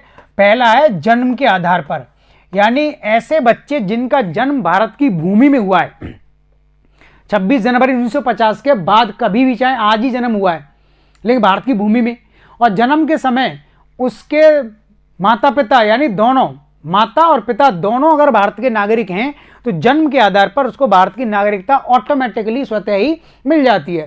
लेकिन पहले इसमें यह था कि माता पिता में से कोई एक भारत का नागरिक होना चाहिए, लेकिन अब 1986 में इसमें कानून में संशोधन किया गया। उसके बाद लिखा गया कि माता पिता दोनों का भारत का नागरिक होना जरूरी है। ठीक है। दूसरा, वंश के आधार पर नागरिकता आपको कैसे मिलेगी, इसमें लिखा हुआ है कि ऐसे बच्चे जिनका जन्म भारत के बाहर हुआ है विदेश की भूमि पर, लेकिन उस बच्चे के जन्म के समय उसके माता पिता में से कोई एक भारत का नागरिक होना चाहिए। पहले इसमें माता का आधार लिखा हुआ था, बाद में पिता के आधार को जोड़ दिया गया है। तो भारत के बाहर जिन बच्चों का जन्म हो रहा है 26 जनवरी 1950 के बाद, उसके जन्म के समय माता पिता में से कोई एक अगर भारत का नागरिक है, तो इस बच्चे को जन्म से भारत की नागरिकता मिल जाएगी वंश परंपरा के आधार पर। तीसरा है पंजीकरण के आधार पर, यानी रजिस्ट्रेशन, यानी अगर कोई व्यक्ति भारत में लगातार 5 साल तक रह लेता है और 5 साल रहने के बाद वह भारत सरकार में पंजीकरण कराता है और पंजीकरण की तारीख से जस्ट 12 महीने पहले लगातार रहता है बिना किसी ब्रेक के, तो सरकार उसका पंजीकरण करती है और भारत की नागरिकता प्रदान कर देती है।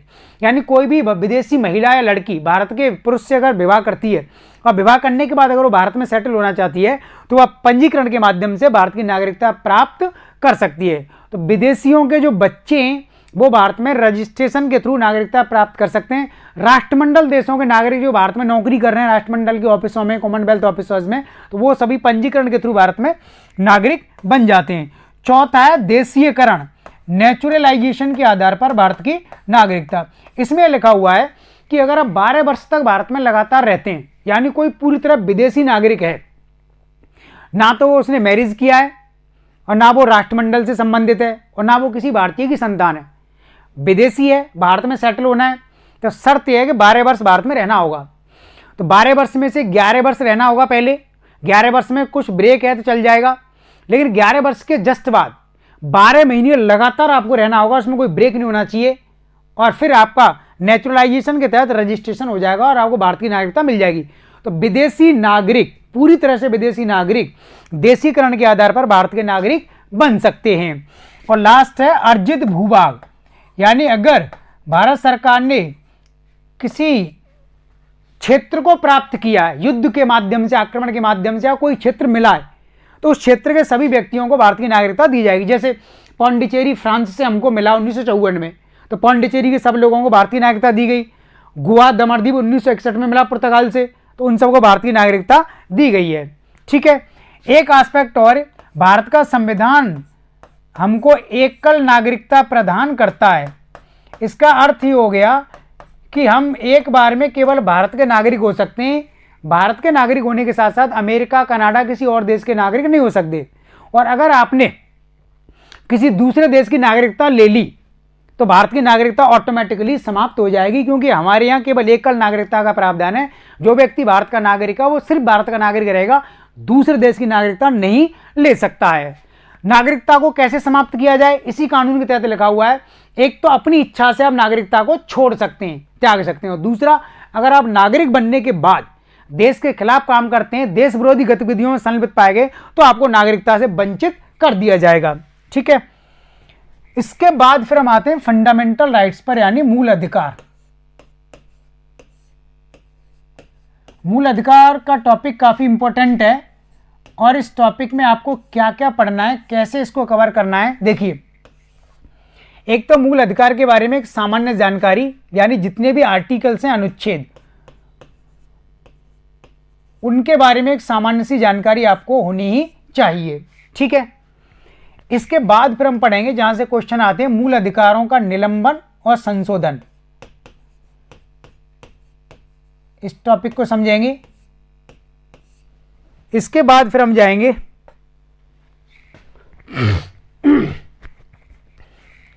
मूल अधिकार और नीति निर्देशक तत्वों में संबंध। एक दो क्वेश्चन यहां से भी पूछे जाते हैं।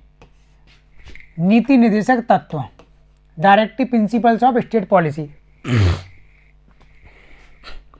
एक सामान्य जानकारी, मूल अधिकार अनुच्छेद 12 से लेकर के 35 तक, यानी संविधान के भाग 3 के अंतर्गत आते हैं। राइट, भारतीय संविधान का भाग 3 है। अब मैं कुछ बोल के बता देता हूं सामान्य सी जानकारी जो आपको याद करनी है। लिटरली कभी कभार वहां से क्वेश्चन पूछ लिया जाता है, सामान्यतः नहीं पूछा जाता। जैसे भारत के मूल संविधान में 7 अधिकार थे, लेकिन अब हमारे पास 6 मूल अधिकार हैं। यानी संपत्ति के मूल अधिकार को अब मूल अधिकार से हटा दिया है, अब हमने इसको एक कानूनी अधिकार बना दिया है, यानी भाग 3 से उसको हटा दिया है। अब वह भाग 12 में अनुच्छेद 300 का के अंतर्गत आता है। ठीक है, तो संपत्ति के अधिकार को मूल अधिकार से किसने हटाया? मोरारजी देसाई की सरकार थी, वो देश के प्रधानमंत्री से 1978 में उनकी सरकार ने 44वें संविधान संशोधन किया और उसको वहां से हटा दिया। तो पूरी जानकारी आपको पता होनी चाहिए। तो 6 वर्तमान में मूल अधिकार हैं। तो पहला जो मूल अधिकार है वह है समानता का अधिकार। ठीक है, इस समानता के अधिकार को दिया गया है अनुच्छेद 14 से लेकर के 18 तक। तो आपको ये याद करना है, अनुच्छेद 14 में कानून के सामने समानता या विधि के समक्ष समता, इसके दो भाग हैं।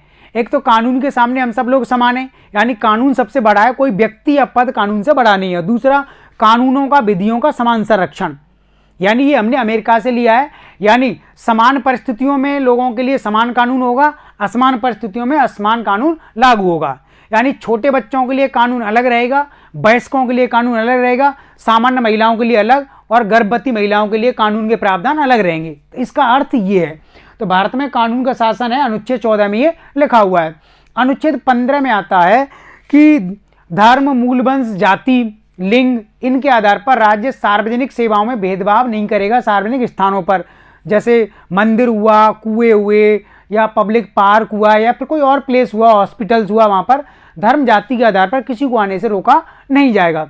अनुच्छेद 15 में दो बातें इंपॉर्टेंट है जो आपको पढ़नी है। पहली तो ये, अनुच्छेद 15 के तहत ही स्कूलों, कॉलेजों में, यूनिवर्सिटी में शिक्षा में आरक्षण SC, ST, OBC को दिया गया है। और दूसरा, अनुच्छेद 15 के अधीन ही राष्ट्रीय महिला आयोग की स्थापना की गई है। ये दो पॉइंट्स याद रखने।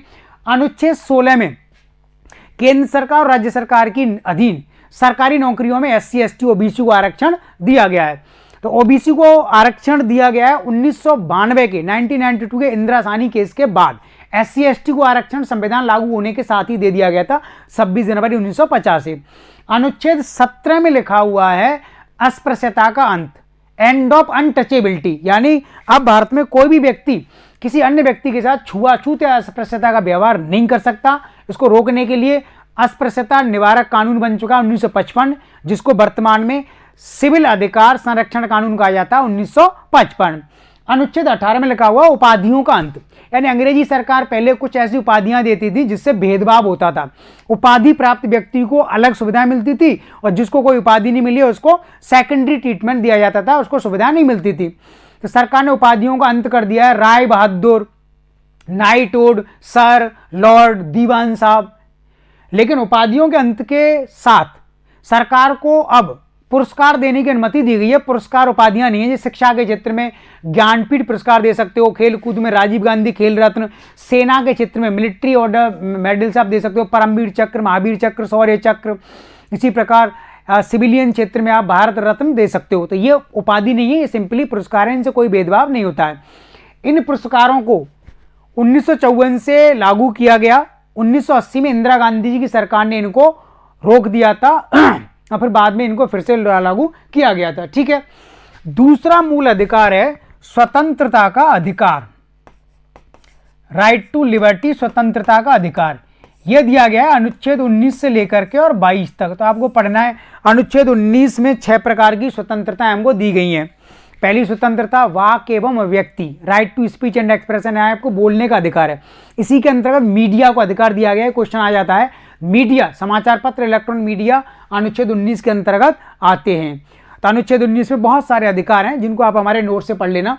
अनुच्छेद 20 में दिया गया है कि अगर किसी व्यक्ति ने कोई अपराध किया है और उसको गिरफ्तार कर लिया गया है तो ऐसी स्थिति में भी उसको कुछ सुरक्षा संविधान देगा। जैसे उस व्यक्ति को अपने खिलाफ गवाही देने के लिए बाध्य नहीं किया जा सकता, लेकिन सुप्रीम कोर्ट उस व्यक्ति के खिलाफ पुलिस को कार्रवाई करने की अनुमति दे सकता है। जैसे उसका नार्को टेस्ट हो सकता है, पॉलीग्राफ टेस्ट हो सकता है, ब्रेन मैपिंग हो सकती है। तो ये तीनों शब्द अनुच्छेद 20 के तहत लागू होते हैं। और एक व्यक्ति ने अगर मान लीजिए एक जैसा अपराध 2 स्थानों पर किया है तो एक व्यक्ति को एक ही अपराध के लिए एक से ज्यादा बार दंड नहीं दिया जा सकता। जैसे मान लो उसने 2 अलग अलग स्थानों पर हत्याएं की हैं तो दोनों हत्याओं को मिलाकर के दंड नहीं मिलेगा। यानी हत्या के केस में फांसी होती है तो फांसी मिलेगी, तो वो एक बार ही दी जाएगी। अनुच्छेद 21 में जीवन का अधिकार और प्राण का अधिकार या जिसको दैहिक स्वतंत्रता का अधिकार भी कहते हैं। जीवन का अधिकार, सुप्रीम कोर्ट ने जीवन के अधिकार की व्याख्याएं बहुत डिटेल में की हैं। इस अधिकार में 2 बातें ध्यान रखनी है। एक तो विवाह करने का अधिकार, 2017 में हादिया केस के बाद सुप्रीम कोर्ट ने अनुच्छेद 21 का हिस्सा माना है और कहा है विवाह करना या ना करना किसी व्यक्ति के जीवन के अधिकार का पार्ट है। और दूसरा, मृत्यु का अधिकार, आत्महत्या का अधिकार इसके अंतर्गत नहीं आता है। लेकिन यूथेनेसिया, एक्टिव और पैसिव, इसको इसके अंतर्गत शामिल किया गया है। ठीक है। अनुच्छेद 21 के अंतर्गत आता है राइट टू प्राइवेसी, निजता का अधिकार।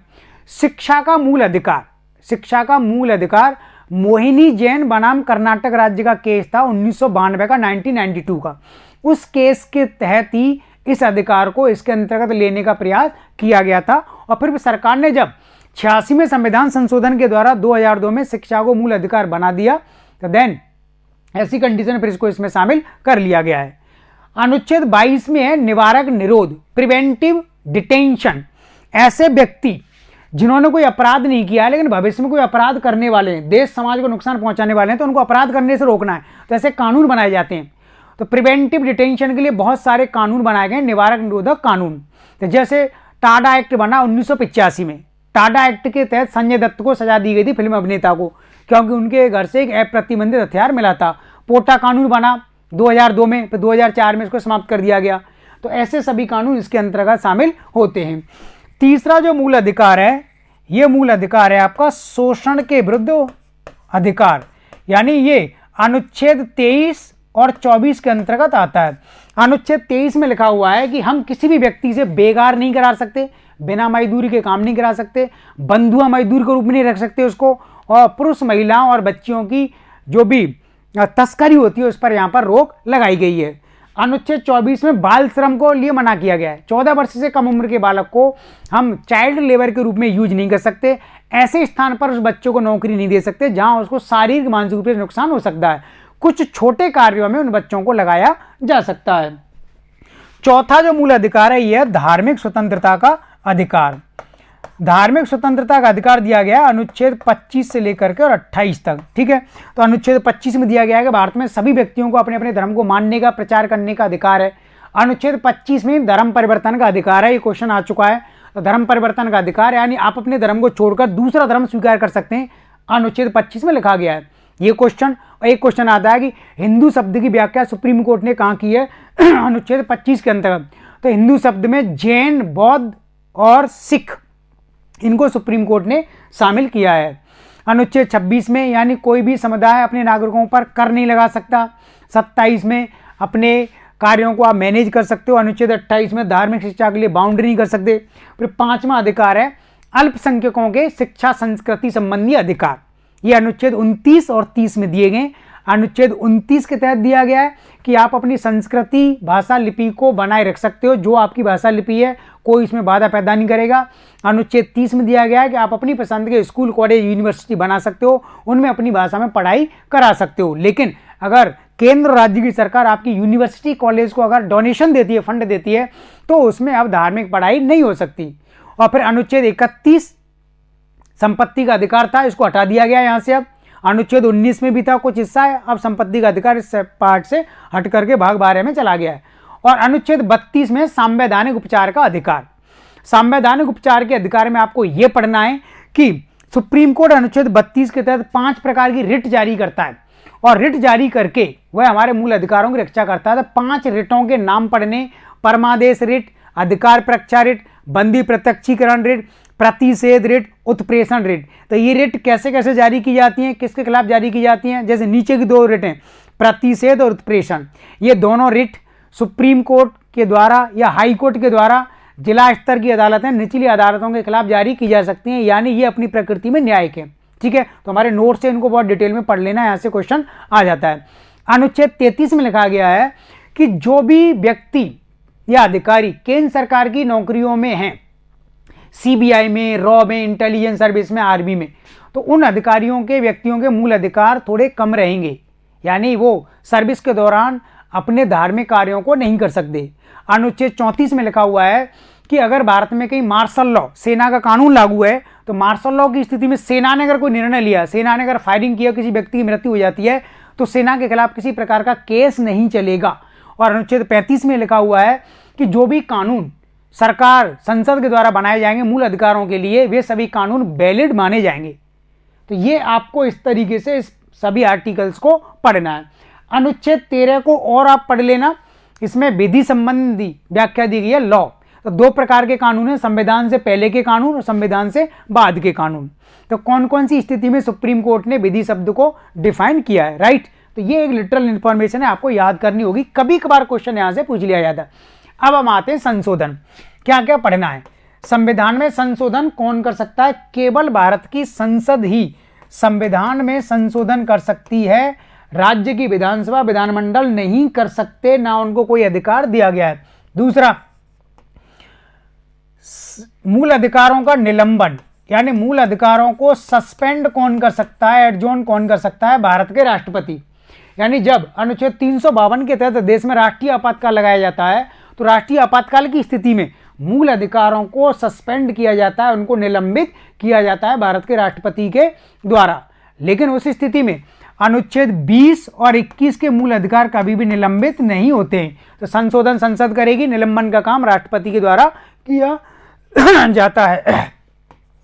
इसके बाद आपको पढ़ना है कि मूल अधिकारों पर किस प्रकार के प्रतिबंध संसद या केंद्र सरकार लगा सकती है। सुप्रीम कोर्ट ने इस मामले में बुनियादी ढांचे का सिद्धांत दिया है, बेसिक स्ट्रक्चर थ्योरी।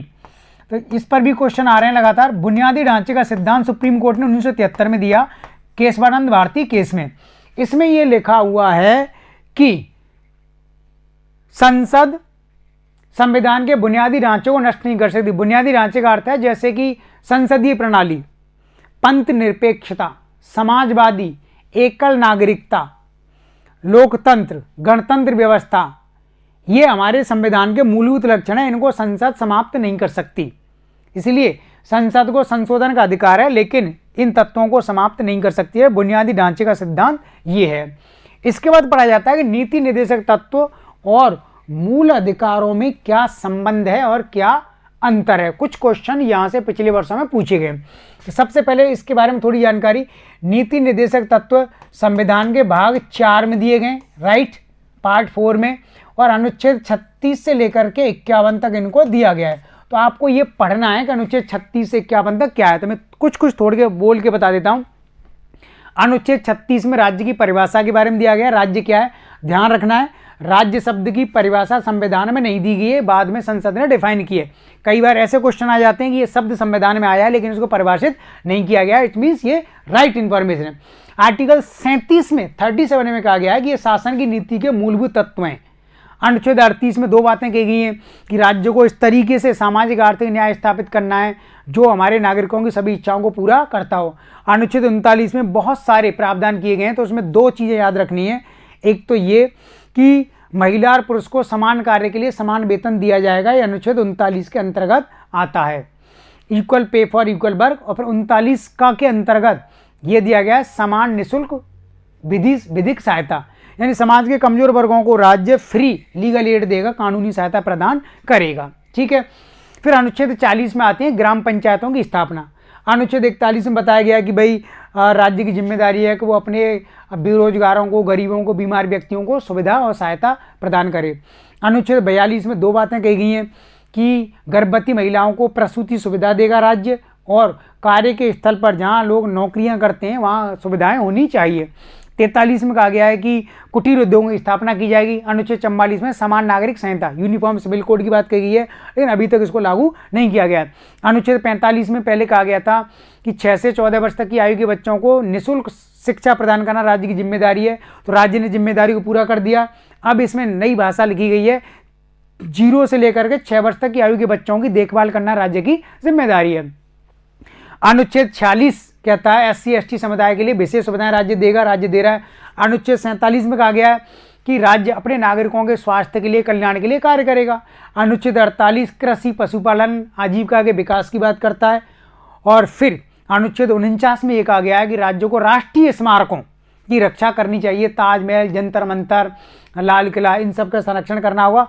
अनुच्छेद 50 में कहा गया है कार्यपालिका का न्यायपालिका से पृथक्करण, सेपरेशन। और अनुच्छेद 51 में हमारी विदेश नीति का उल्लेख है। तो ध्यान रखना है, क्वेश्चन आ चुका है, हमारी विदेश नीति का विकास कहां से होता है, अनुच्छेद 51 से, यानी नीति निर्देशक तत्व थे। एकमात्र आर्टिकल है जो विदेश नीति के बारे में बताता है। और आपको इसके बारे में क्या पढ़ना है, एक ये पढ़ना है कि नीति निर्देशक तत्वों में संशोधन कौन कौन से संविधान संशोधनों के द्वारा किया गया है। तो सबसे पहले 42 में संविधान संशोधन के द्वारा क्या क्या जोड़ा गया है इनमें, अनुच्छेद 39 का समान निःशुल्क विधिक सहायता, अनुच्छेद 43 का कुटीर उद्योगों में कर्मकारों की भागीदारी, अनुच्छेद 48 का वन्यजीव वन संसाधनों का संरक्षण। ठीक है।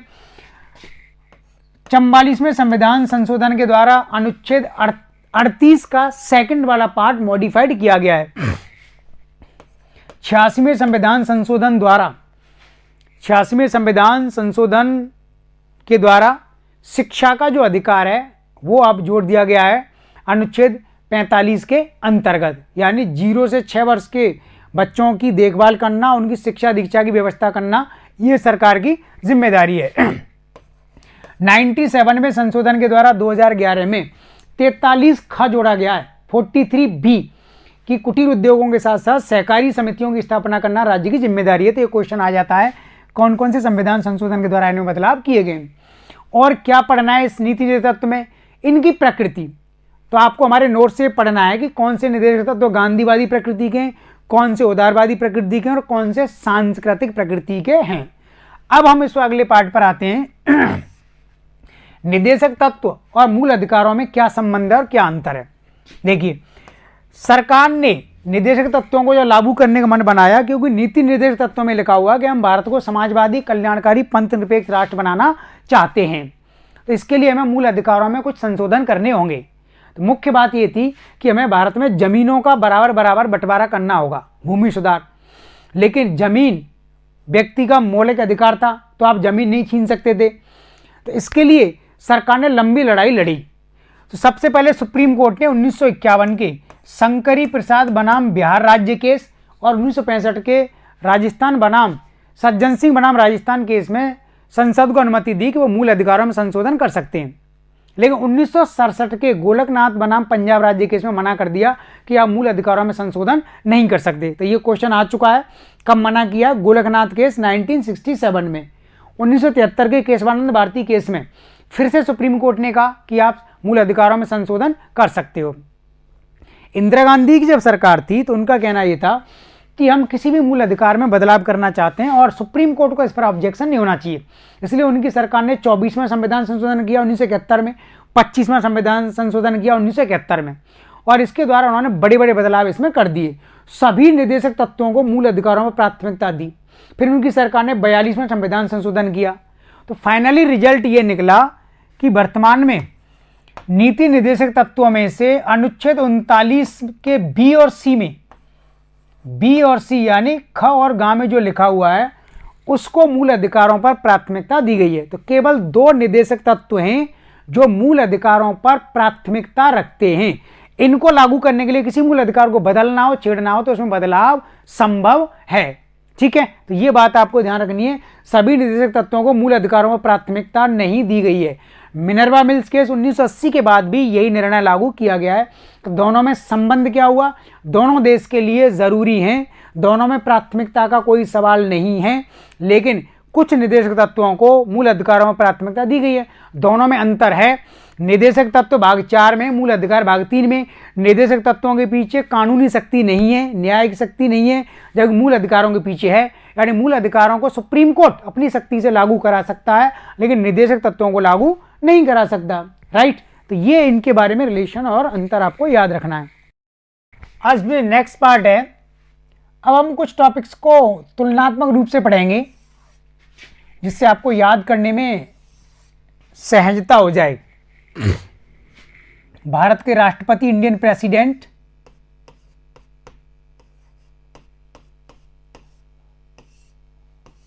देन भारत के उपराष्ट्रपति, वाइस प्रेसिडेंट,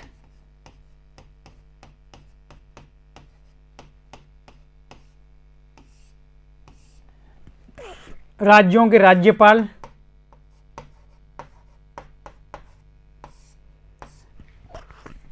भारत के महान्यायवादी, अटॉर्नी जनरल,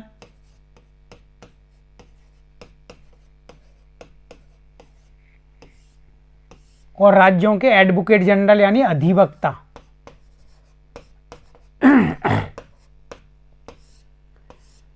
और इसके बाद नियंत्रक एवं मालिका परीक्षक,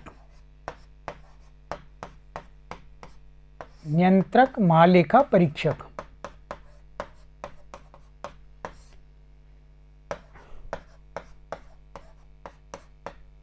ठीक है, देखिए, राष्ट्रपति भारतीय संविधान के भाग 5 के अंतर्गत आते हैं। अनुच्छेद 53 यानी आर्टिकल 53 में कहा गया है कि संघ की कार्यपालिका शक्ति राष्ट्रपति में निहित होगी, यानी राष्ट्रपति भारत में कार्यपालिका शक्ति के प्रधान है। कुछ नाम राष्ट्रपति को दिए गए, रबड़ की मोहर, रबर स्टाम्प, नाम मात्र का प्रधान, प्रतीकात्मक अध्यक्ष, टाइटुलर हेड, केंद्र सरकार के हाथों का खिलौना, गणतंत्र का प्रतीक, संवैधानिक अध्यक्ष, कार्यपालिका का अध्यक्ष, नाम मात्र का अध्यक्ष और प्रथम नागरिक, फर्स्ट सिटीजन। तो भारत में प्रथम नागरिक का कॉन्सेप्ट है और इस आधार पर उनके वेतन में से किसी प्रकार का इनकम टैक्स नहीं लिया जाता, एकमात्र अधिकारी हैं पूरे देश के अंतर्गत। अब आपको ये पढ़ना है कि राष्ट्रपति का निर्वाचन, अगले आर्टिकल 54 में राष्ट्रपति का निर्वाचन यानी इलेक्शन कैसे होता है। तो राष्ट्रपति का निर्वाचन इनडायरेक्ट तरीके से होता है, अप्रत्यक्ष तरीके से, यानी देश की जनता राष्ट्रपति को वोट नहीं करती। संसद के दोनों सदन, लोकसभा और राज्यसभा के केवल चुने हुए सदस्य, मनोनीत नहीं, राज्यों की विधानसभा के केवल चुने हुए विधायक और केंद्र शासित प्रदेश जहां विधानसभा है जैसे दिल्ली, पांडिचेरी, वहां पर चुने हुए विधायक वोट डालते हैं। तो ये राष्ट्रपति का निर्वाचक मंडल बनता है जो राष्ट्रपति को वोट दे सकते हैं।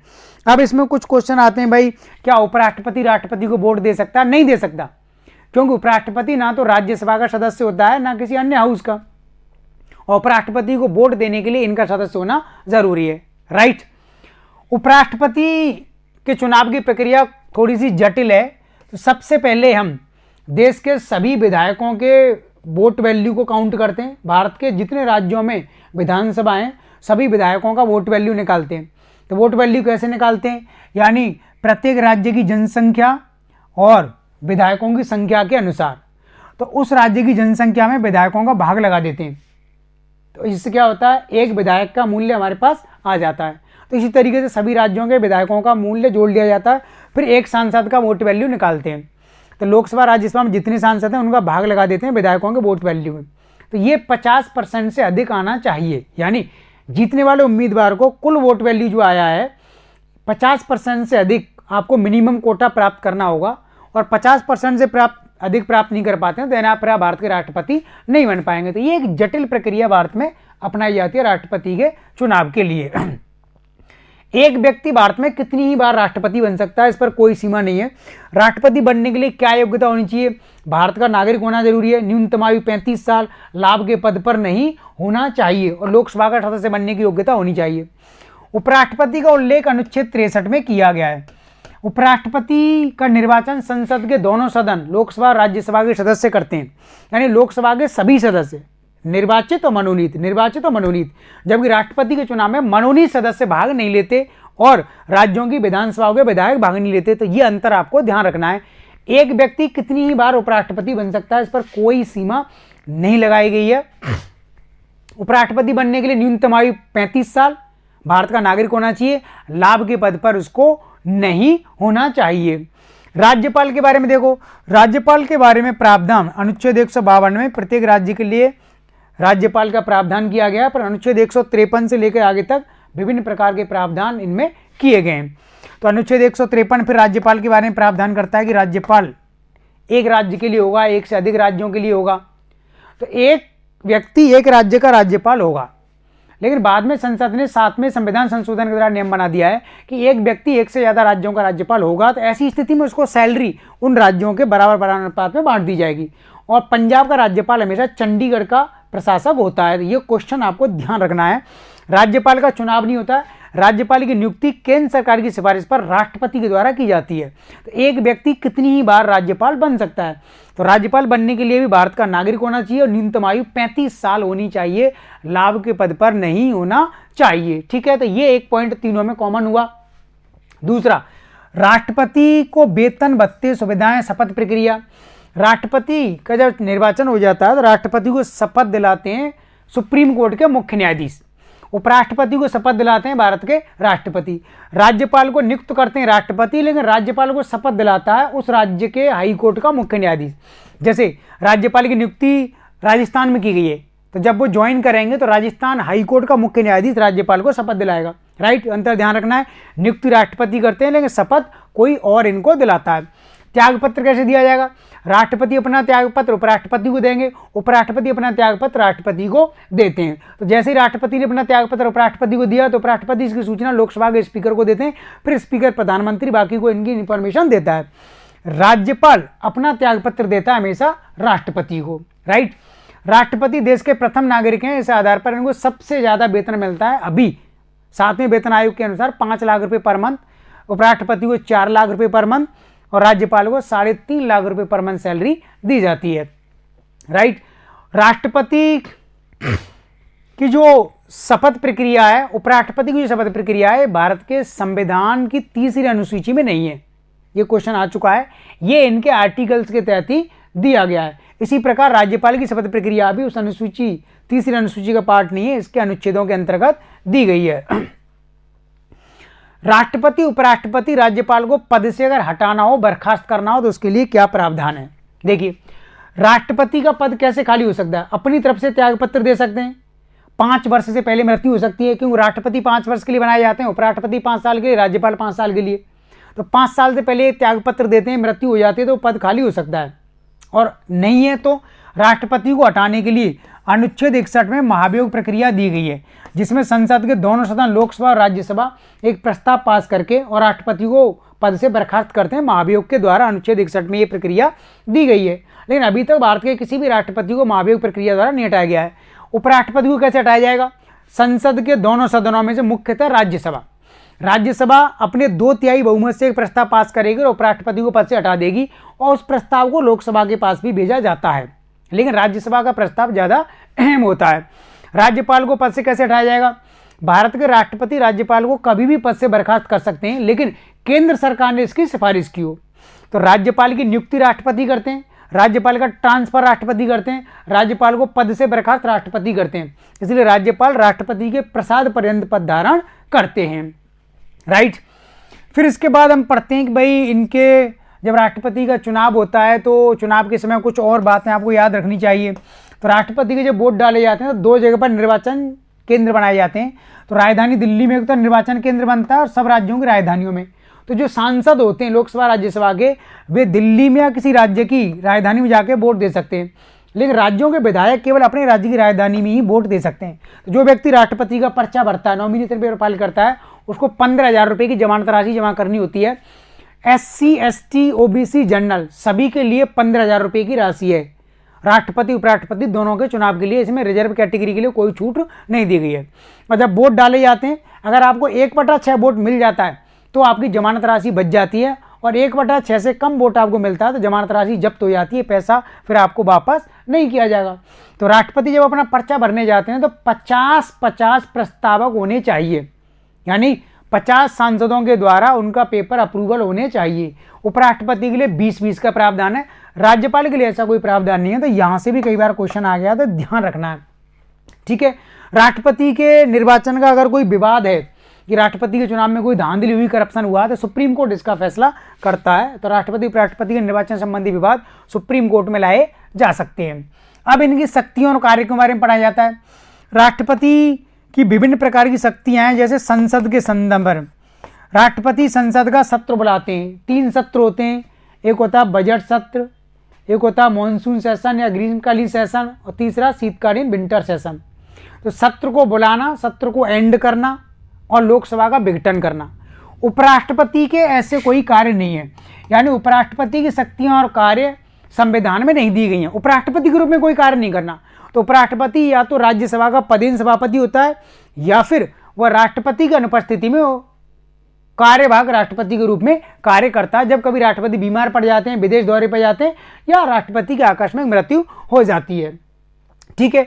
इसके अलावा राष्ट्रपति को अनुच्छेद 123 के तहत अध्यादेश जारी करने का अधिकार है। उपराष्ट्रपति को ऐसा कोई अधिकार नहीं दिया गया है। राष्ट्रपति संसद को मैसेज भेज सकते हैं, अभिभाषण कर सकते हैं, संसद के दोनों सदनों को संयुक्त रूप से संबोधित कर सकते हैं, और अनुच्छेद 108 के तहत राष्ट्रपति दोनों सदनों की संयुक्त बैठक बुला सकते हैं। और अभी तक केवल 3 बार 108 के तहत राष्ट्रपति ने संसद के दोनों सदनों की मीटिंग बुलाई है। 1961 में दहेज निरोधक कानून पर, 1977-78 में जब बैंकिंग रेगुलेशन कानून आया, और 2002 में पोटा कानून पर। तो ये क्वेश्चन कई एग्जाम में आ चुका है, तो ध्यान रखेंगे। राष्ट्रपति दोनों सदनों लोकसभा राज्यसभा की संयुक्त बैठक इसके तहत बुलाते हैं। राष्ट्रपति की प्रशासनिक शक्ति बहुत ज़्यादा बड़ी है, यानी बड़े बड़े अधिकारियों की नियुक्ति करते हैं, जैसे प्रधानमंत्री की नियुक्ति, तीनों सेनाओं के अध्यक्षों की नियुक्ति, यूपीएससी के चेयरमैन मेंबर्स, निर्वाचन आयोग के कमिश्नर की नियुक्ति, राष्ट्रीय मानवाधिकार आयोग के अध्यक्ष की नियुक्ति। तो जितनी भी बड़ी बड़ी अपॉइंटमेंट हैं ये सब राष्ट्रपति के द्वारा किए जाते हैं। सुप्रीम कोर्ट, हाई कोर्ट के जजों की नियुक्ति राष्ट्रपति के द्वारा ही की जाती है, लेकिन उपराष्ट्रपति को ऐसी कोई शक्ति यहाँ पर नहीं दी गई है। राज्यपाल की शक्तियों के बारे में देखो, यानी राज्यपाल की पोजीशन राष्ट्रपति की जैसी है। ये भी राज्य में नाम मात्र का अध्यक्ष होता है, संवैधानिक अध्यक्ष होता है, राज्य सरकार के हाथों का खिलौना होता है, ये भी रबर स्टाम्प होता है राज्य में। मुख्यमंत्री उसकी सरकार का सुपरविजन करता है, उनकी निगरानी करने का काम राज्यपाल का मुख्यतः होता है। राज्यपाल राज्य विधानसभा का, विधानमंडल का सत्र बुलाता है, सत्र को समाप्त करता है, विधानसभा का विघटन करता है, राज्य विधानसभा में मैसेज भेजता है, उनको संबोधित करता है। और राज्यपाल बड़े बड़े अधिकारियों की नियुक्ति करता है, जैसे मुख्यमंत्री को नियुक्त करना, अन्य मंत्री को नियुक्त करना, राज्य लोकसभा आयोग के अध्यक्ष सदस्यों की नियुक्ति करना, राज्य की सरकारी यूनिवर्सिटी के वाइस चांसलर को अपॉइंट करना, राज्य मानवाधिकार आयोग और सूचना आयोग के अध्यक्ष सदस्यों की नियुक्ति करना। तो ये सभी जो कार्य हैं राज्यपाल के द्वारा किए जाते हैं। तो राज्यपाल की जो शक्तियाँ राष्ट्रपति के लगभग जैसी ही हैं। फिर आती है न्यायिक शक्ति, यानी राष्ट्रपति की न्यायिक शक्ति, जुडिशियल पावर अनुच्छेद 72 में दी गई है। राष्ट्रपति किसी भी ऐसे व्यक्ति को जिसको मृत्युदंड मिला हुआ है, उसके मृत्युदंड को या तो माफ़ कर सकते हैं या फिर माफ़ भी नहीं करते तो उसकी सज़ा को कम कर सकते हैं विभिन्न प्रावधानों के तहत। लेकिन राज्यपाल मृत्युदंड को माफ़ नहीं कर सकते, लेकिन मृत्युदंड की सज़ा को कम कर सकते हैं। राष्ट्रपति माफ़ कर सकते हैं, एक अंतर हुआ। दूसरा, सेना के न्यायालय ने अगर किसी अधिकारी को कोई सज़ा सुनाई है कोर्ट मार्शल के तहत, तो राष्ट्रपति उस सज़ा को पूरी तरह से माफ़ कर सकते हैं, बदलाव कर सकते हैं। राज्यपाल ऐसा कोई बदलाव नहीं कर सकते हैं। ठीक है, तो ये राष्ट्रपति की न्यायिक शक्ति है। इसके अलावा राष्ट्रपति की वीटो शक्ति, राज्यपाल की वीटो शक्ति, दोनों लगभग जैसी हैं। तो राष्ट्रपति की वीटो शक्ति है कि भाई 3 प्रकार की वीटो शक्ति संविधान में दी गई है। पहली तो ये है कि वीटो का मतलब होता है मना करना, किसी विधेयक को ना कहना, यानी राष्ट्रपति किसी विधेयक को मना कर सकते हैं कि मैं इस पर हस्ताक्षर नहीं करता हूं। तो ये आत्यंतिक वीटो हुआ, एब्सोल्युटली वीटो हो गया। दूसरा, मना नहीं किया, उस प्रस्ताव को रिटर्न कर दिया, निलंबित कर दिया, पुनर्विचार के लिए लौटा दिया, और पुनर्विचार के बाद फिर दोबारा से प्रस्ताव आ गया तो अब राष्ट्रपति पर हस्ताक्षर करेंगे। राज्यपाल के पास भी ये शक्ति है। और तीसरी है पॉकेट वीटो, यानी उस प्रस्ताव को अपनी पॉकेट में रख लिया, टेबल पर रख लिया और पर ना तो साइन किया ना उसके लिए नो किया। तो अभी तक पॉकेट वीटो का प्रयोग एक बार हुआ 1986 में, जब भारत के राष्ट्रपति ज्ञानी जैल सिंह थे। उस समय राजीव गांधी देश के प्रधानमंत्री थे, उनकी सरकार ने पोस्ट ऑफिस अमेंडमेंट बिल उनके पास भेजा था, जिस पर उन्होंने आज तक सिग्नेचर नहीं किया। बाद में सरकार ने इसको विड्रॉ कर लिया था। ऐसे ही राज्यपाल की एक शक्ति ज़्यादा है राष्ट्रपति की तुलना में, यानी राज्य विधानसभा का कोई ऐसा बिल आता है जिसमें सुप्रीम कोर्ट की शक्तियाँ कम हो जाएंगी या केंद्र सरकार के साथ टकराव होगा, तो अनुच्छेद 200 के तहत राज्यपाल उस विधेयक को रिजेक्ट नहीं करता, उसे राष्ट्रपति के लिए रिजर्व रख लेता है, राष्ट्रपति के पास भेज देता, फिर राष्ट्रपति इस पर डिसीजन लेता है। तो अनुच्छेद 201 के तहत फिर राज्यपाल राज्य सरकार के कॉन्टैक्ट करता है। तो अनुच्छेद 200, 201 के तहत राज्यपाल की जो वीटो शक्ति है वो राष्ट्रपति से थोड़ी सी बड़ी है, ये बात आपको माननी होगी। इसी प्रकार राष्ट्रपति और राज्यपाल की वित्तीय शक्तियाँ क्या हैं? दोनों सरकारों से बजट को रखवाते हैं हर साल, धन विधेयक पर अनुमति देते हैं, विनियोग विधेयकों को पारित करने के लिए सरकार से कहते हैं कोई भी कर लगाना है या नहीं लगाना है, कर में बदलाव करना है, तो राष्ट्रपति राज्यपाल की अनुमति से ही सरकारें ऐसा कार्य कर सकती है। तो ये इनकी वित्तीय शक्तियाँ हैं। आपातकालीन शक्ति हैं राष्ट्रपति की, 3 प्रकार की आपातकालीन शक्तियाँ राष्ट्रपति की। अनुच्छेद 352 के तहत भारत में राष्ट्रीय आपातकाल घोषित कर सकते हैं राष्ट्रपति 3 आधारों पर: युद्ध, बाह्य आक्रमण और सेना का सशस्त्र विद्रोह। पहले आंतरिक अशांति था, उसको बाद में 44वें संविधान संशोधन के द्वारा मोरारजी देसाई की सरकार ने हटा दिया, उसके स्थान पर लिखा गया है सेना का सशस्त्र विद्रोह। तो अभी तक भारत में 3 बार राष्ट्रीय आपातकाल घोषित किया गया है, 1962 में, 1971 में, 1975 में। 1975 में आंतरिक अशांति के आधार पर इंदिरा गांधी जी की सरकार ने इसको घोषित किया था। ठीक है, तो राष्ट्रीय आपातकाल शुरुआत में 1 महीने के लिए लगाया जाता है, उसके बाद संसद के दोनों सदन अपने विशेष बहुमत से उसको प्रस्ताव को पारित करते हैं और फिर 6 महीने के लिए इसको बढ़ा देते हैं। तो राष्ट्रीय आपातकाल की न्यूनतम अवधि 1 महीना हो गई और अधिकतम अवधि इसकी अनंत होती है, यानी 6 महीने करके इसको लंबे समय तक एक्सटेंड किया जाता है। तो राष्ट्रीय आपातकाल जैसे ही लगाया जाता है पूरे देश में हो सकता है, देश के किसी हिस्से में हो सकता है, तो उस समय लोकसभा का कार्यकाल 1 साल या 1 साल से ज़्यादा हम बढ़ा सकते हैं। राष्ट्रीय आपातकाल की स्थिति में मूल अधिकार हमारे निलंबित हो जाते हैं, मूल अधिकार पूरी तरह से काम नहीं करते हैं, लेकिन अनुच्छेद 20 और 21 के मूल अधिकार कभी भी नहीं हटते हैं। केंद्र और राज्य की सरकारें बर्खास्त नहीं होती हैं, लेकिन राज्य सरकार की काफ़ी शक्तियाँ केंद्र सरकार के पास राष्ट्रीय आपातकाल के समय आ जाती हैं। ध्यान रखेंगे इन बातों को। फिर अनुच्छेद 356 के तहत राज्यों में राष्ट्रपति शासन लगाते हैं। अगर राज्य की सरकार संविधान के अनुसार कार्य नहीं कर रही है तो राज्यपाल की रिपोर्ट के आधार पर राष्ट्रपति उस राज्य की सरकार को, मुख्यमंत्री उसकी सरकार को बर्खास्त कर देते हैं, लेकिन विधानसभा का विघटन नहीं करते हैं। कई बार किया भी जाता, कई बार नहीं किया जाता। तो उस समय फिर राज्यपाल राष्ट्रपति के आदेश पर उस राज्य का शासन संभालते हैं। तो राज्यों में राष्ट्रपति शासन शुरुआत में 2 महीने के लिए लगाया जाता है, फिर बाद में संसद इसको बढ़ा सकती है। 6 महीने करते हुए अधिकतम 3 साल के लिए लगाया जा सकता है। लेकिन पंजाब अपवाद रहा, या 5 साल तक राज्यों में राष्ट्रपति शासन लागू किया गया था। ठीक है, तो ये राज्यों में राष्ट्रपति शासन लगाने की स्थिति है। लेकिन जब राज्यों में राष्ट्रपति शासन लागू होता है 356 के तहत, तब मूल अधिकार निलंबित नहीं होते हैं और विभिन्न प्रकार के अधिकार नागरिकों के बने रहते हैं। अनुच्छेद 360 के तहत राष्ट्रपति वित्तीय आपातकाल घोषित कर सकते हैं। अभी तक भारत में एक बार भी वित्तीय आपातकाल घोषित नहीं किया गया है। जब भी भारत की वित्तीय स्थिति कमजोर हो जाएगी तब केंद्र सरकार की सिफारिश पर राष्ट्रपति इसकी घोषणा करेंगे और इस स्थिति में शुरुआत में 2 महीने के लिए वित्तीय आपातकाल लगाया जाएगा, फिर इसको बाद में संसद 6 महीने करके और अनंत काल तक के लिए इसको बढ़ा सकती है, यानी एक बार में ये अनंत काल के लिए बढ़ जाएगा। और अगर वित्तीय आपातकाल लगाया भविष्य में तो भारत में सभी अधिकारी कर्मचारियों की सैलरी में कटौती की जाएगी। कितनी की जाएगी ये उस समय निर्णय लिया जाएगा। तो राष्ट्रपति हो, उपराष्ट्रपति हो, सुप्रीम कोर्ट के न्यायाधीश हो, प्रधानमंत्री हो, सबकी सैलरी में कटौती की जाएगी। लेकिन राज्यपाल को ऐसी कोई आपातकालीन शक्तियां यहाँ पर नहीं दी गई हैं। ठीक है, तो ये राष्ट्रपति और राज्यपाल और उपराष्ट्रपति की पोजीशन के बारे में आपको थोड़ा सा ध्यान रखना है। तो उपराष्ट्रपति की स्थिति के बारे में ध्यान रखना है। उपराष्ट्रपति के रूप में कोई शक्ति कार्य नहीं है, तो राज्यसभा के पदेन सभापति के रूप में काम करते हैं या फिर कार्यवाहक राष्ट्रपति के रूप में कार्य करते हैं। इसके बाद फिर हम आते हैं महान्यायवादी, अटॉर्नी जनरल ऑफ इंडिया। संविधान के अनुच्छेद 76 में महान्यायवादी के बारे में प्रावधान किया गया है और अनुच्छेद 165 में महाधिवक्ता या एडवोकेट जनरल के बारे में कहा गया है। महान्यायवादी भारत सरकार का प्रथम विधि अधिकारी होता है, महाधिवक्ता राज्य सरकार का प्रथम विधि अधिकारी होता है। महान्यायवादी की नियुक्ति राष्ट्रपति करते हैं, महाधिवक्ता की नियुक्ति राज्यपाल करते हैं।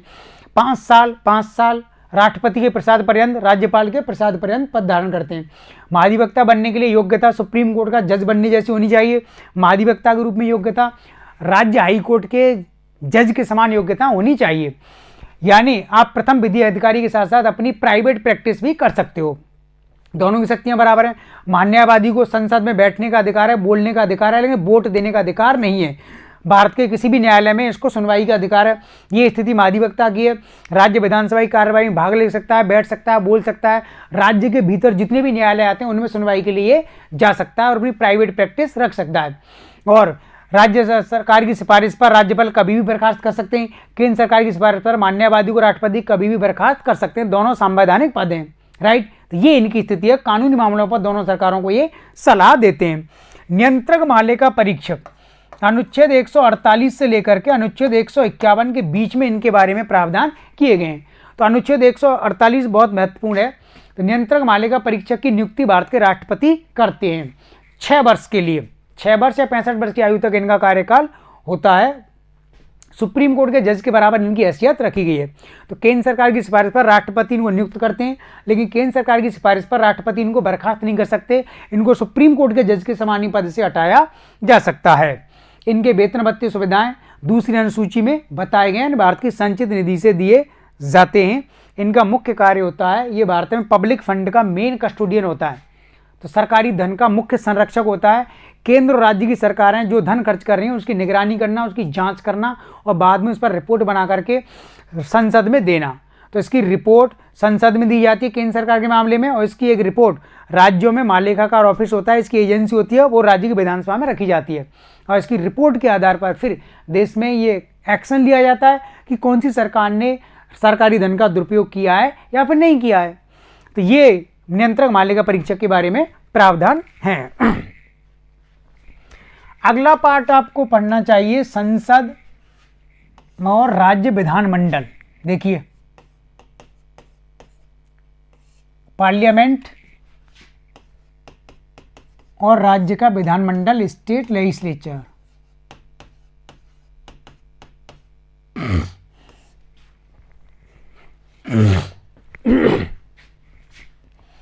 इसके बाद हम प्रक्रिया पर बात कर लेंगे। संसदीय प्रक्रिया, राज्य विधानमंडल की प्रक्रिया लगभग एक जैसी है, इसमें कोई अंतर नहीं है। देखिए क्या पढ़ना है आपको। भारत की संसद के 2 सदन हैं, लोकसभा एल, राज्यसभा आर। ठीक है, लोकसभा निचला सदन, राज्यसभा उच्च सदन। तो 2 सदन है लेकिन 3 अंग हैं, यानी राष्ट्रपति पी यानी प्रेसिडेंट संसद के अंग हैं। ध्यान रखेंगे, 2 सदन 3 अंग। राज्यों का जो विधानमंडल है, राज्यों के विधानमंडल में 1 सदन भी हो सकता है, 2 भी हो सकते हैं। निचला सदन विधानसभा होता है वीएस, ऊपर का सदन होता है विधान परिषद यानी वीपी। यानी राजस्थान में 1 ही सदन है विधान परिषद, 1 भी हो सकता है और 2 भी हो सकते हैं। तो राज्य विधानसभा या राज्य विधानमंडल के 2 सदन होते हैं, 1 भी हो सकता है और 3 अंग हो सकते हैं और 2 अंग भी हो सकते हैं अगर वहां पर 1 ही सदन है तो। संसद के बारे में प्रावधान अनुच्छेद 79 में किया गया है, अनुच्छेद 80 में राज्यसभा है और अनुच्छेद 81 में लोकसभा के बारे में प्रावधान किया गया है। राज्य विधानमंडल के बारे में प्रावधान किया गया है अनुच्छेद 168 के अंतर्गत 168 और 169 में ये कहा गया है कि किसी राज्य में अगर विधान परिषद नहीं है, ऊपर का सदन, अगर वो राज्य बनाना चाहे तो कैसे बनेगा। तो अनुच्छेद 169 के अनुसार उस राज्य की विधानसभा को एक प्रस्ताव पारित करके भारत की संसद के पास भेजना होगा और फिर संसद उस प्रस्ताव के अनुसार उस राज्य के लिए विधान परिषद बना सकती है। और आपके पास विधान परिषद है ऑलरेडी बना हुआ, तो देन आप उसको समाप्त करा सकते हैं। तो समाप्त करने की प्रक्रिया भी सेम है। उस राज्य की विधानसभा के विधायकों को एक प्रस्ताव संसद को भेजना होगा कि हमारे इस सदन को समाप्त कर दीजिए। तो आर्टिकल 169 याद रखेंगे आप कि 169 के तहत किसी राज्य में विधान परिषद यानी उच्च सदन को बनाया जा सकता है और समाप्त किया जा सकता है। फिर आर्टिकल 171 में ये लिखा हुआ है कि इस विधान परिषद के सदस्यों की संरचना किस प्रकार से रहेगी। तो इसको हम राज्यसभा के साथ अभी कंपेयर करेंगे। और अनुच्छेद 170 में दिया गया है विधानसभा के बारे में प्रावधान। ठीक है, देखिए अब शुरुआत करते हैं। पहला पॉइंट, लोकसभा में अधिकतम सदस्य संख्या हो सकती है 552, 530 राज्यों से, 20 केंद्र शासित प्रदेशों से और 2 मनोनीत सदस्य। जबकि राज्यसभा में अधिकतम सदस्य संख्या हो सकती है 250, 238 राज्य और केंद्र शासित प्रदेशों से ज्वाइंट रूप में और 12 सदस्य राष्ट्रपति के द्वारा मनोनीत किए जाते हैं। विधानसभा में अधिकतम सदस्य संख्या हो सकती है 500 और विधान परिषद में अधिकतम सदस्य संख्या हो सकती है उस विधानसभा की 1/3 और न्यूनतम सदस्य संख्या कितनी हो सकती है 40 तक, याद रखेंगे। और विधानसभा में न्यूनतम सदस्य संख्या कितनी होगी 60। लेकिन लोकसभा और राज्यसभा में न्यूनतम सदस्य संख्या का कोई प्रावधान नहीं रखा गया है। इन सभी के निर्वाचन की प्रक्रिया लगभग एक जैसी है। लोकसभा का चुनाव प्रत्यक्ष होता है, पब्लिक के द्वारा वोट डाले जाते हैं। विधानसभा का भी प्रत्यक्ष होता है, लेकिन राज्यसभा का चुनाव जनता के द्वारा नहीं होता है, अप्रत्यक्ष होता है। राज्य की विधानसभा के सदस्यों द्वारा चुनाव होता है और विधान परिषद के सदस्यों का चुनाव अलग प्रकार से होता है। तो विधान परिषद की निर्वाचन प्रक्रिया को थोड़ा सा पढ़ लेना, मैं बता देता हूँ। 1/3 + 1/3 इन दोनों सदस्यों का चुनाव राज्य की विधानसभा के सदस्यों द्वारा 1/3 चुन लिए गए। फिर बाकी के शेष 1/3 जो सदस्य हैं पंचायत नगर पालिकाओं इनके द्वारा चुने जाते हैं। 1/6 सदस्य राज्यपाल के द्वारा मनोनीत होते हैं। 1/12 सदस्य उस राज्य के ग्रेजुएट छात्रों के द्वारा इलेक्ट किए जाते हैं जिन्होंने ग्रेजुएशन किए हुए 3 वर्ष पूरे कर लिए हैं। 1/12 सदस्य सीनियर सेकेंडरी स्कूल से ऊपर के या सीनियर सेकेंडरी स्कूल्स और उससे ऊपर के टीचरों के द्वारा इनको इलेक्ट किया जाता है। तो ये विधान परिषद के सदस्यों के चुने जाने की, मनोनीत होने की प्रक्रिया है, राइट। कार्यकाल, लोकसभा का कार्यकाल 5 साल, राज्यसभा का कार्यकाल 6 साल, विधानसभा का कार्यकाल 5 साल, विधान परिषद का कार्यकाल 6 साल। लोकसभा का विघटन होता है, राज्यसभा का विघटन नहीं होता। लेकिन राज्यसभा के 1/3 सदस्य हर 2 साल के बाद रिटायर हो जाते हैं। राज्यसभा स्थायी सदन होता है, एक साथ कभी भी समाप्त नहीं होता है। इसी प्रकार विधान परिषद भी स्थायी सदन होता है, 6 वर्ष कार्यकाल है। यहाँ भी 1/3 सदस्य हर 2 साल के बाद रिटायर हो जाते हैं, राइट। ये बात ध्यान रखेंगे। कार्यकाल हो गया। फिर इनकी गणपूर्ति, यानी लोकसभा, राज्यसभा, विधानसभा, विधान परिषद में कार्य करने के लिए न्यूनतम 10% सदस्यों का प्रत्येक दिन आना जरूरी है, तभी इनकी कार्यवाही आगे बढ़ सकती है। लोकसभा का, विधानसभा का कार्यकाल राष्ट्रीय आपातकाल में बढ़ाया जा सकता है, लेकिन राज्यसभा और विधान परिषद का कार्यकाल कभी भी नहीं बढ़ाया जा सकता। राइट, तो ये पॉइंट्स आप ध्यान रखेंगे। इसके बाद बात करते हैं हम इनके पदाधिकारी की, ऑफिशियल्स। देखिए, लोकसभा के अध्यक्ष को कहते हैं हम स्पीकर, विधानसभा के अध्यक्ष को स्पीकर कहते हैं, राज्यसभा के अध्यक्ष को कहते हैं सभापति यानी चेयरमैन, और विधान परिषद के अध्यक्ष को भी सभापति चेयरमैन कहा जाता है।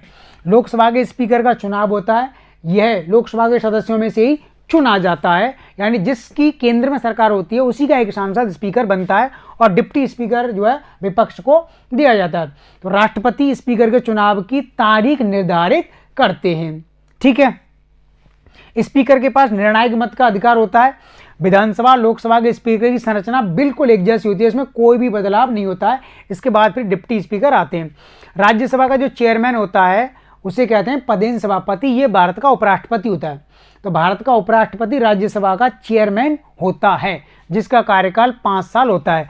लेकिन विधान परिषद का जो चेयरमैन सभापति होता है, इसका कार्यकाल 6 साल का होता है। क्यों? क्योंकि ये विधान परिषद का सदस्य होता है।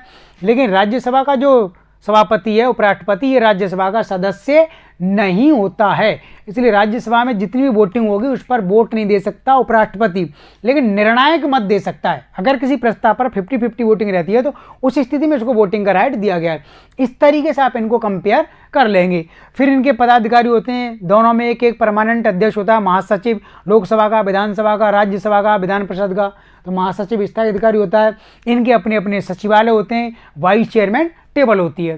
तो ये पूरी जानकारी आपके पास इनके बारे में होनी चाहिए। ठीक है, फिर आप पढ़ सकते हैं भाई, लोकसभा में सबसे ज़्यादा सीट उत्तर प्रदेश को दी गई है 80 सीट, राजस्थान को 25 सीट दी गई हैं। तो इन राज्यों को थोड़ा सा देख लेना किस किस को सीटें किस प्रकार से बांटी गई हैं, जनसंख्या के आधार पर दी गई हैं। राज्यसभा में अधिकतम सीट उत्तर प्रदेश को दी गई हैं 31 सीट, राजस्थान को 10 सीट दी गई हैं। तो विभिन्न राज्यों को सीट, केंद्र शासित प्रदेशों को सीटें कैसे आवंटित की गई हैं। विधान परिषद, यानी भारत के कुछ राज्य ऐसे हैं जिनमें विधान परिषद यानी उच्च सदन भी बनाया गया है, जैसे उत्तर प्रदेश हुआ, महाराष्ट्र हुआ, बिहार हुआ, या आंध्र प्रदेश हुआ, जम्मू कश्मीर पहले था अब नहीं है, तो इनमें 2-2 सदन बने हुए थे। ठीक है, इसके बाद आप बात करेंगे प्रक्रिया। संसद और राज्य विधानमंडल दोनों में एक होता है प्रश्नकाल यानी क्वेश्चन आवर। तो 2 प्रकार के प्रश्न पूछने की प्रक्रिया मुख्यतः है इसमें। एक होता है तारांकित प्रश्न जिसमें स्टार लगा होता है, इसका उत्तर आपको मौखिक ओरली देना होता है। तो तारांकित प्रश्न का उत्तर मौखिक देना होता है, और इस पर सप्लीमेंट्री क्वेश्चन, पूरक प्रश्न आप पूछ सकते हो। यानी किसी सदस्य ने मंत्री से सवाल पूछा, मंत्री उसका उत्तर दे रहे हैं, तो आपको वो समझ में नहीं आ रहा, आपको ऑब्जेक्शन है, तो बीच में रोक करके उसके बारे में कुछ और आप पूछ सकते हैं। तो एक दिन में अधिकतम 20 स्टार्ड क्वेश्चन, तारांकित क्वेश्चन पूछे जा सकते हैं। ये आ चुका है एग्जाम में। ठीक है, एक होते हैं अनस्टार्ड क्वेश्चन या तारांकित। ऐसे प्रश्नों का उत्तर हमेशा लिखित में दिया जाता है, टाइप फॉर्म में आपको दिया जाएगा। इस पर पूरक प्रश्न आप नहीं पूछ सकते। एक दिन में ज़्यादा से ज़्यादा 230 ऐसे अतारांकित प्रश्न पूछे जा सकते हैं। अगर कहीं पर राष्ट्रीय आपातकाल लगा हुआ है तो उस स्थिति में 25 क्वेश्चन आप अलग से पूछ सकते हैं। ठीक है, ये दोनों ध्यान रखेंगे। एक होता है शून्यकाल यानी 0 आवर। तो शून्यकाल के बारे में क्वेश्चन आता रहता है कि भाई ये ब्रिटेन से नहीं आया, शून्यकाल को भारत में पैदा किया गया, यानी भारत की देन है, ब्रिटेन की संसदीय प्रणाली से हमने इसको नहीं लिया है। दोपहर 12 से 1 के बीच के समय को शून्यकाल कहा जाता है, भारत की अपनी देन है। इसमें विपक्ष के सदस्य सरकार से कोई भी सवाल पूछ सकते हैं। तो एक तो ये प्रक्रिया है क्वेश्चन आवर की। एक होता है विभिन्न प्रकार के प्रस्ताव, जैसे कि विश्वास प्रस्ताव, कॉन्फिडेंस मोशन। राइट, यानी विश्वास प्रस्ताव हमेशा सरकार को लाना होता है, प्रधानमंत्री उसकी सरकार को, राज्य में मुख्यमंत्री उसकी सरकार को। इसके द्वारा उसको सिद्ध करना होता है कि मेरे पास सरकार चलाने के लिए पर्याप्त बहुमत है। तो भारत में सबसे पहले चौधरी चरण सिंह जो देश के प्रधानमंत्री थे 1979 से 80 के बीच में, लगभग 22-23 दिन तक वो प्रधानमंत्री रहे, जिन्होंने कभी संसद का सामना नहीं किया। तो विश्वास प्रस्ताव उनकी सरकार को लाने के लिए कहा गया, लेकिन विश्वास प्रस्ताव पास होता उससे पहले उन्होंने रिजाइन कर दिया। ये सवाल ध्यान रखना है। और अविश्वास प्रस्ताव, नो कॉन्फिडेंस मोशन, ये विपक्ष के द्वारा लाया जाता है। अविश्वास प्रस्ताव को लाने की शर्त ये है कि इसको हमेशा विपक्ष लाएगा, और इसको लाने के लिए लोकसभा के कम से कम 50 सांसदों के हस्ताक्षर उस पर होने चाहिए। तो केवल लोकसभा से आएगा, विपक्ष लाएगा, और 50 सांसदों के हस्ताक्षर जरूरी हैं। अगर ये पास हो गया तो प्रधानमंत्री उसकी सरकार को त्यागपत्र देना होता है। सबसे पहले अविश्वास प्रस्ताव 1963 में JB कृपलानी लेकर के आए थे नेहरू जी की सरकार के खिलाफ, लेकिन वो पारित नहीं हुआ था। ठीक है। और भारत में मोरारजी जी देसाई ऐसे पहले प्रधानमंत्री थे जिन्होंने अविश्वास प्रस्ताव पारित होने से पहले ही त्यागपत्र दे दिया था। लेकिन अटल बिहारी वाजपेयी ऐसे पहले प्रधानमंत्री हैं जिनकी सरकार अविश्वास प्रस्ताव पर पराजित हो गई थी, पूरी वोटिंग हुई और लास्ट में फिर वो हार गए थे। इसके बाद होता है निंदा प्रस्ताव, कटौती प्रस्ताव, धन्यवाद प्रस्ताव। निंदा प्रस्ताव सरकार के खिलाफ लाता है विपक्ष। अगर निंदा प्रस्ताव पारित हो जाता है तो सरकार को त्यागपत्र देने की आवश्यकता नहीं है, लेकिन नैतिक आधार पर चाहे तो सरकार त्यागपत्र दे सकती है। कटौती प्रस्ताव पास हो जाता है तो सरकार को त्यागपत्र देना पड़ता है। धन्यवाद प्रस्ताव पास नहीं होता है तो सरकार की इससे इंसल्ट होती है, सरकार चाहे तो त्यागपत्र दे सकती है। इसके अलावा ध्यान आकर्षण प्रस्ताव, काम रोको प्रस्ताव। ध्यान आकर्षण प्रस्ताव सरकार और विपक्ष का कोई सदस्य संसद में ला सकता है। कोई महत्वपूर्ण घटना देश में घटित हो जाती है तो सरकार का ध्यान आकर्षित करने के लिए। लेकिन काम रोको प्रस्ताव, एडजॉर्नमेंट मोशन के लिए 50 सदस्यों का समर्थन जरूरी है और 50 सदस्यों के समर्थन के बाद ही ये लोकसभा में लाया जाएगा और तब लोकसभा की कार्यवाही को इसमें रोक दिया जाता है। तो ये कुछ प्रक्रिया संबंधी हैं। इसके अलावा आपको कुछ वित्तीय प्रावधान भी इसमें पढ़ने, यानी संसद में और विधानसभा में, ये संसद और विधानमंडल दोनों के लिए सेम प्रक्रिया है, कोई इसमें अंतर नहीं है, ऐसे ही आपको याद रखना है। फिर दोनों में कुछ प्रस्ताव आते हैं जैसे धन विधेयक, केंद्र सरकार का धन विधेयक और राज्य सरकार का धन विधेयक बिल्कुल एक जैसी प्रक्रिया है। तो अनुच्छेद 109 में धन विधेयक की प्रक्रिया और अनुच्छेद 110 में धन विधेयक की परिभाषा दी गई है। तो ऐसा विधेयक जिसमें 6 से 7 पॉइंट होते हैं, सरकार कोई नया कर लगाना चाहती है, पुराने कर को समाप्त करना चाहती है, कर की दर में बदलाव करना चाहती है, या फिर संचित निधि से पैसा निकालना है, उसमें जमा करना है, आकस्मिकता निधि, 6 से 7 पॉइंट हैं, आप उनको नोट से पढ़ लेना है कि धन विधेयक कब कहा जाता है। महत्वपूर्ण बात ये कि धन विधेयक को हमेशा लोकसभा में ला सकती है सरकार। दूसरा, धन विधेयक को राष्ट्रपति की अनुमति से ही ला सकते हैं, बिना राष्ट्रपति की अनुमति के नहीं आएगा। और तीसरा, लोकसभा का स्पीकर और राज्य विधानसभा का स्पीकर इसको प्रमाणित करता है कि धन विधेयक है। और चौथी बात, धन विधेयक लोकसभा में पारित हो जाता है तो राज्यसभा को केवल 14 दिन तक रोकने का अधिकार है। 14वें दिन के बाद अगर राज्यसभा इसको पारित नहीं करती हो तो अपने आप ही लोकसभा में आ जाता है और पारित हो जाता है, यानी राज्यसभा इस पर वीटो शक्ति का प्रयोग नहीं कर सकती है। राइट। धन विधेयक होता है, फिर वित्त विधेयक होता है। वित्त विधेयक के प्रावधान लगभग धन विधेयक जैसे होते हैं, लेकिन कुछ मामलों में इसमें थोड़ा सा अंतर होता है। यानी जितने भी धन विधेयक होते हैं उनमें काफ़ी सारी विशेषताएं हैं जो वित्त विधेयकों के जैसी मानी जाती हैं, लेकिन सभी जो वित्त विधेयक हैं वो धन विधेयक नहीं होते, क्योंकि धन विधेयक के अलावा उसमें कुछ और बिंदु भी शामिल होते हैं। तो सभी धन विधेयक वित्त विधेयक माने जाते हैं, लेकिन सभी वित्त विधेयक को धन विधेयक नहीं माना जाता है। बजट के बाद सरकार को एक विनियोग विधेयक पारित करना होता है। विनियोग विधेयक जब पारित हो जाता है तो उसके बाद ही संचित निधि से धन निकालने का अधिकार सरकार को मिल जाता है। इसके अलावा आपको संसद और राज्य विधानमंडल की कुछ समितियों के बारे में भी पढ़ लेना चाहिए, इंपॉर्टेंट कमिटीज। संसद में और राज्य विधानमंडल में एक जैसी समितियां होती हैं, दोनों की संरचना एकदम सेम है। जैसे कि एक होती है प्राक्कलन समिति, एस्टीमेट कमेटी। राइट। इसमें केवल लोकसभा के 30 सांसद शामिल होते हैं, राज्यसभा का कोई नहीं होता है, ध्यान रखेंगे। और यह समिति बजट पारित होने से पहले केंद्र सरकार को सिफारिश करती है। राज्य विधानमंडल में भी विधानसभा के केवल 30 विधायक शामिल होंगे, ऊपरी सदन का कोई सदस्य शामिल नहीं होगा। बजट पारित होने से पूरी सरकार को एडवाइस देती है और 1 वर्ष का कार्यकाल होता है। राइट।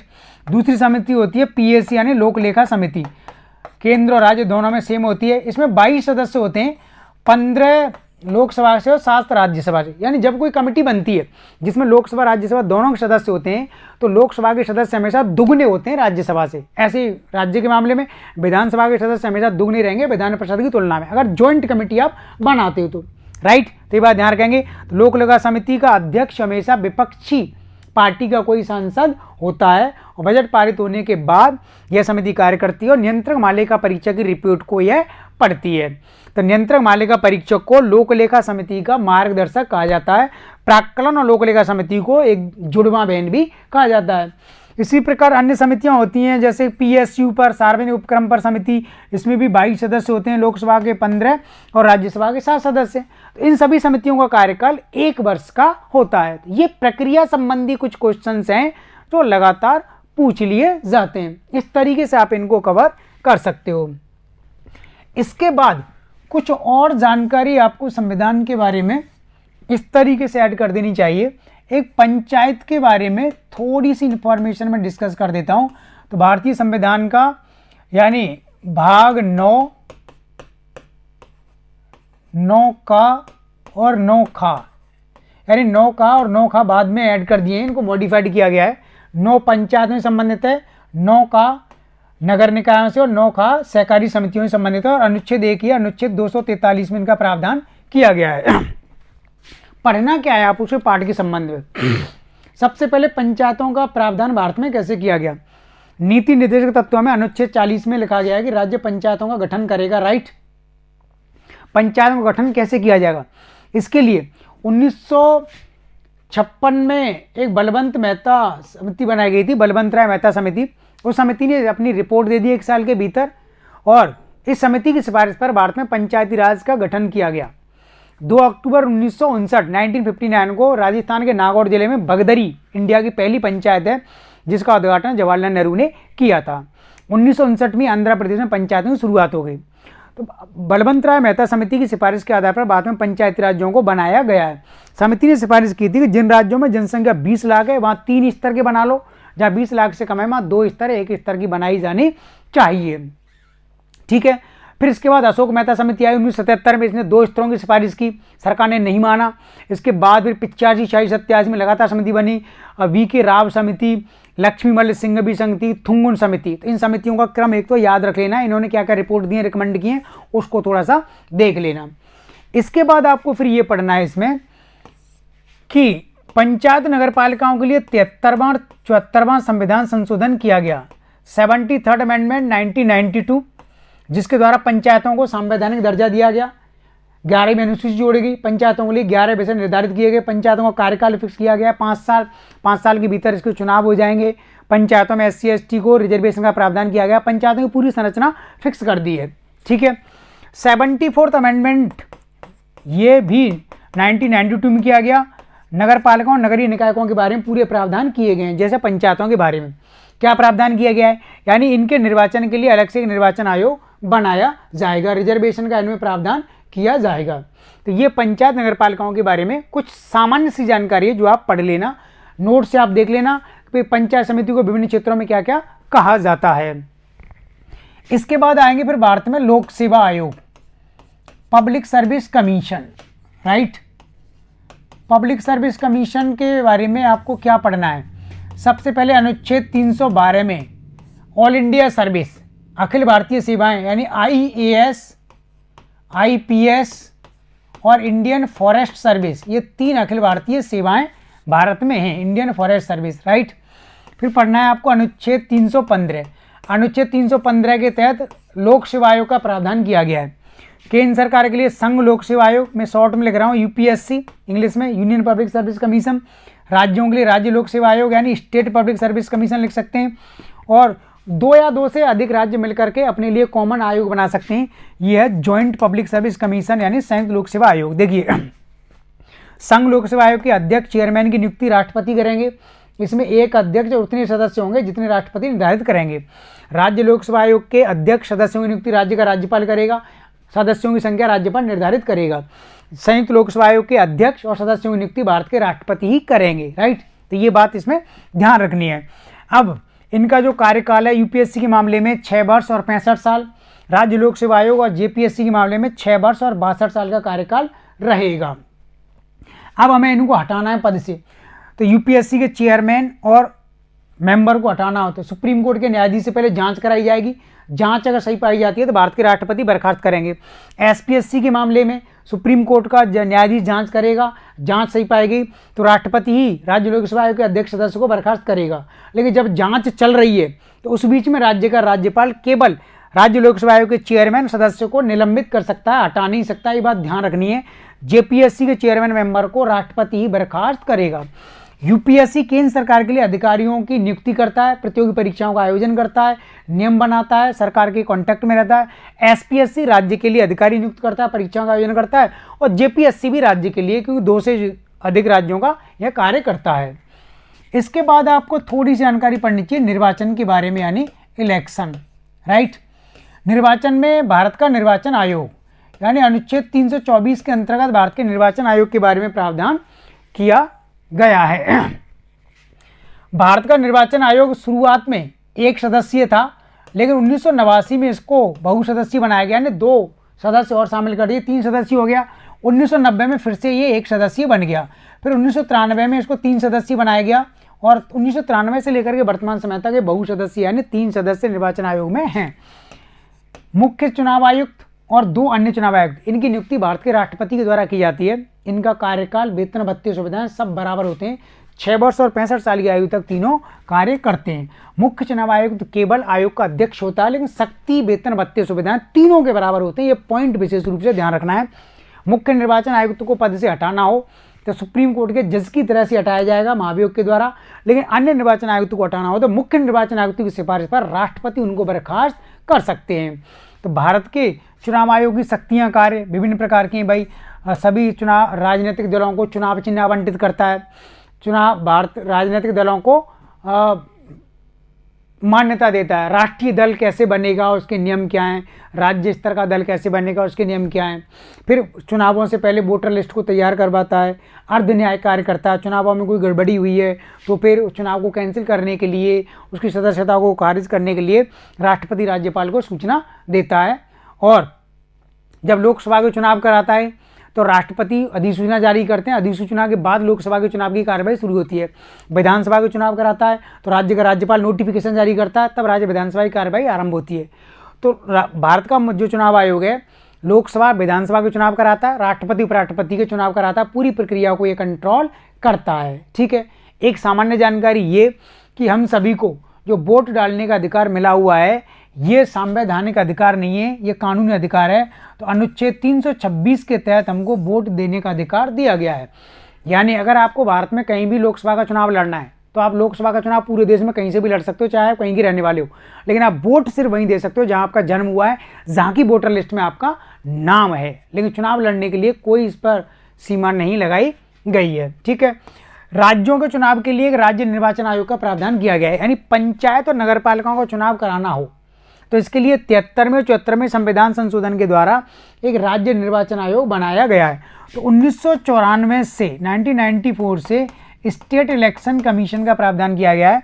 तो इसका एक कमिश्नर होता है, एक सदस्य होता है, राज्यपाल उसको नियुक्त करते हैं और इसको भी हाई कोर्ट या सुप्रीम कोर्ट के न्यायाधीश की तरह ही पद से बर्खास्त किया जा सकता है। पंचायत नगर पालिकाओं के चुनाव राज्य का निर्वाचन आयोग कराता है, भारत का निर्वाचन आयोग नहीं कराता। ये पॉइंट्स आपको इसमें ध्यान रखना है। इसके बाद फिर आपको राजभाषा संबंधी प्रावधान भी थोड़ा सा पढ़ लेना चाहिए। राजभाषा के बारे में क्या क्या प्रावधान किए गए हैं देखिए। 8वीं अनुसूची में जब संविधान लागू हुआ था तो 14 राजभाषाएं थीं, लेकिन बाद में 21वें संविधान संशोधन के द्वारा 1967 में सिंधी भाषा को जोड़ा गया, यानी 15 राजभाषा हो गई। फिर 71वें संविधान संशोधन के द्वारा 1992 में 3 भाषा जोड़ी गई, मणिपुरी, नेपाली, कोंकणी, यानी 18 भाषाएं हो गई। राइट, ध्यान रखेंगे। और फिर 92वें संशोधन द्वारा 2003 में 4 भाषाएं जोड़ी गई, बोडो, डोगरी, मैथिली, संताली।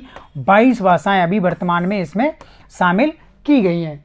हिंदी अनुच्छेद 343 के तहत संघ की राजभाषा है, भारत की कोई राष्ट्रभाषा नहीं है।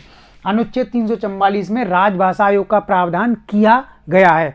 अनुच्छेद 345 में इन 22 राजकीय भाषाओं के बारे में लिखा गया है, इनको प्रादेशिक भाषाएं कहते हैं। और भी आर्टिकल्स को आप पढ़ लेना कि संसद, राज्य विधानमंडल होगी, कार्यवाही की भाषा इंग्लिश होगी, सुप्रीम कोर्ट, हाई कोर्ट की भाषा भी इंग्लिश तय की गई है। राजभाषा के अलावा एक प्रावधान हो सकता है संविधान में संशोधन कैसे किया जाएगा, अमेंडमेंट। संविधान में संशोधन अनुच्छेद 368 के तहत किया जाता है।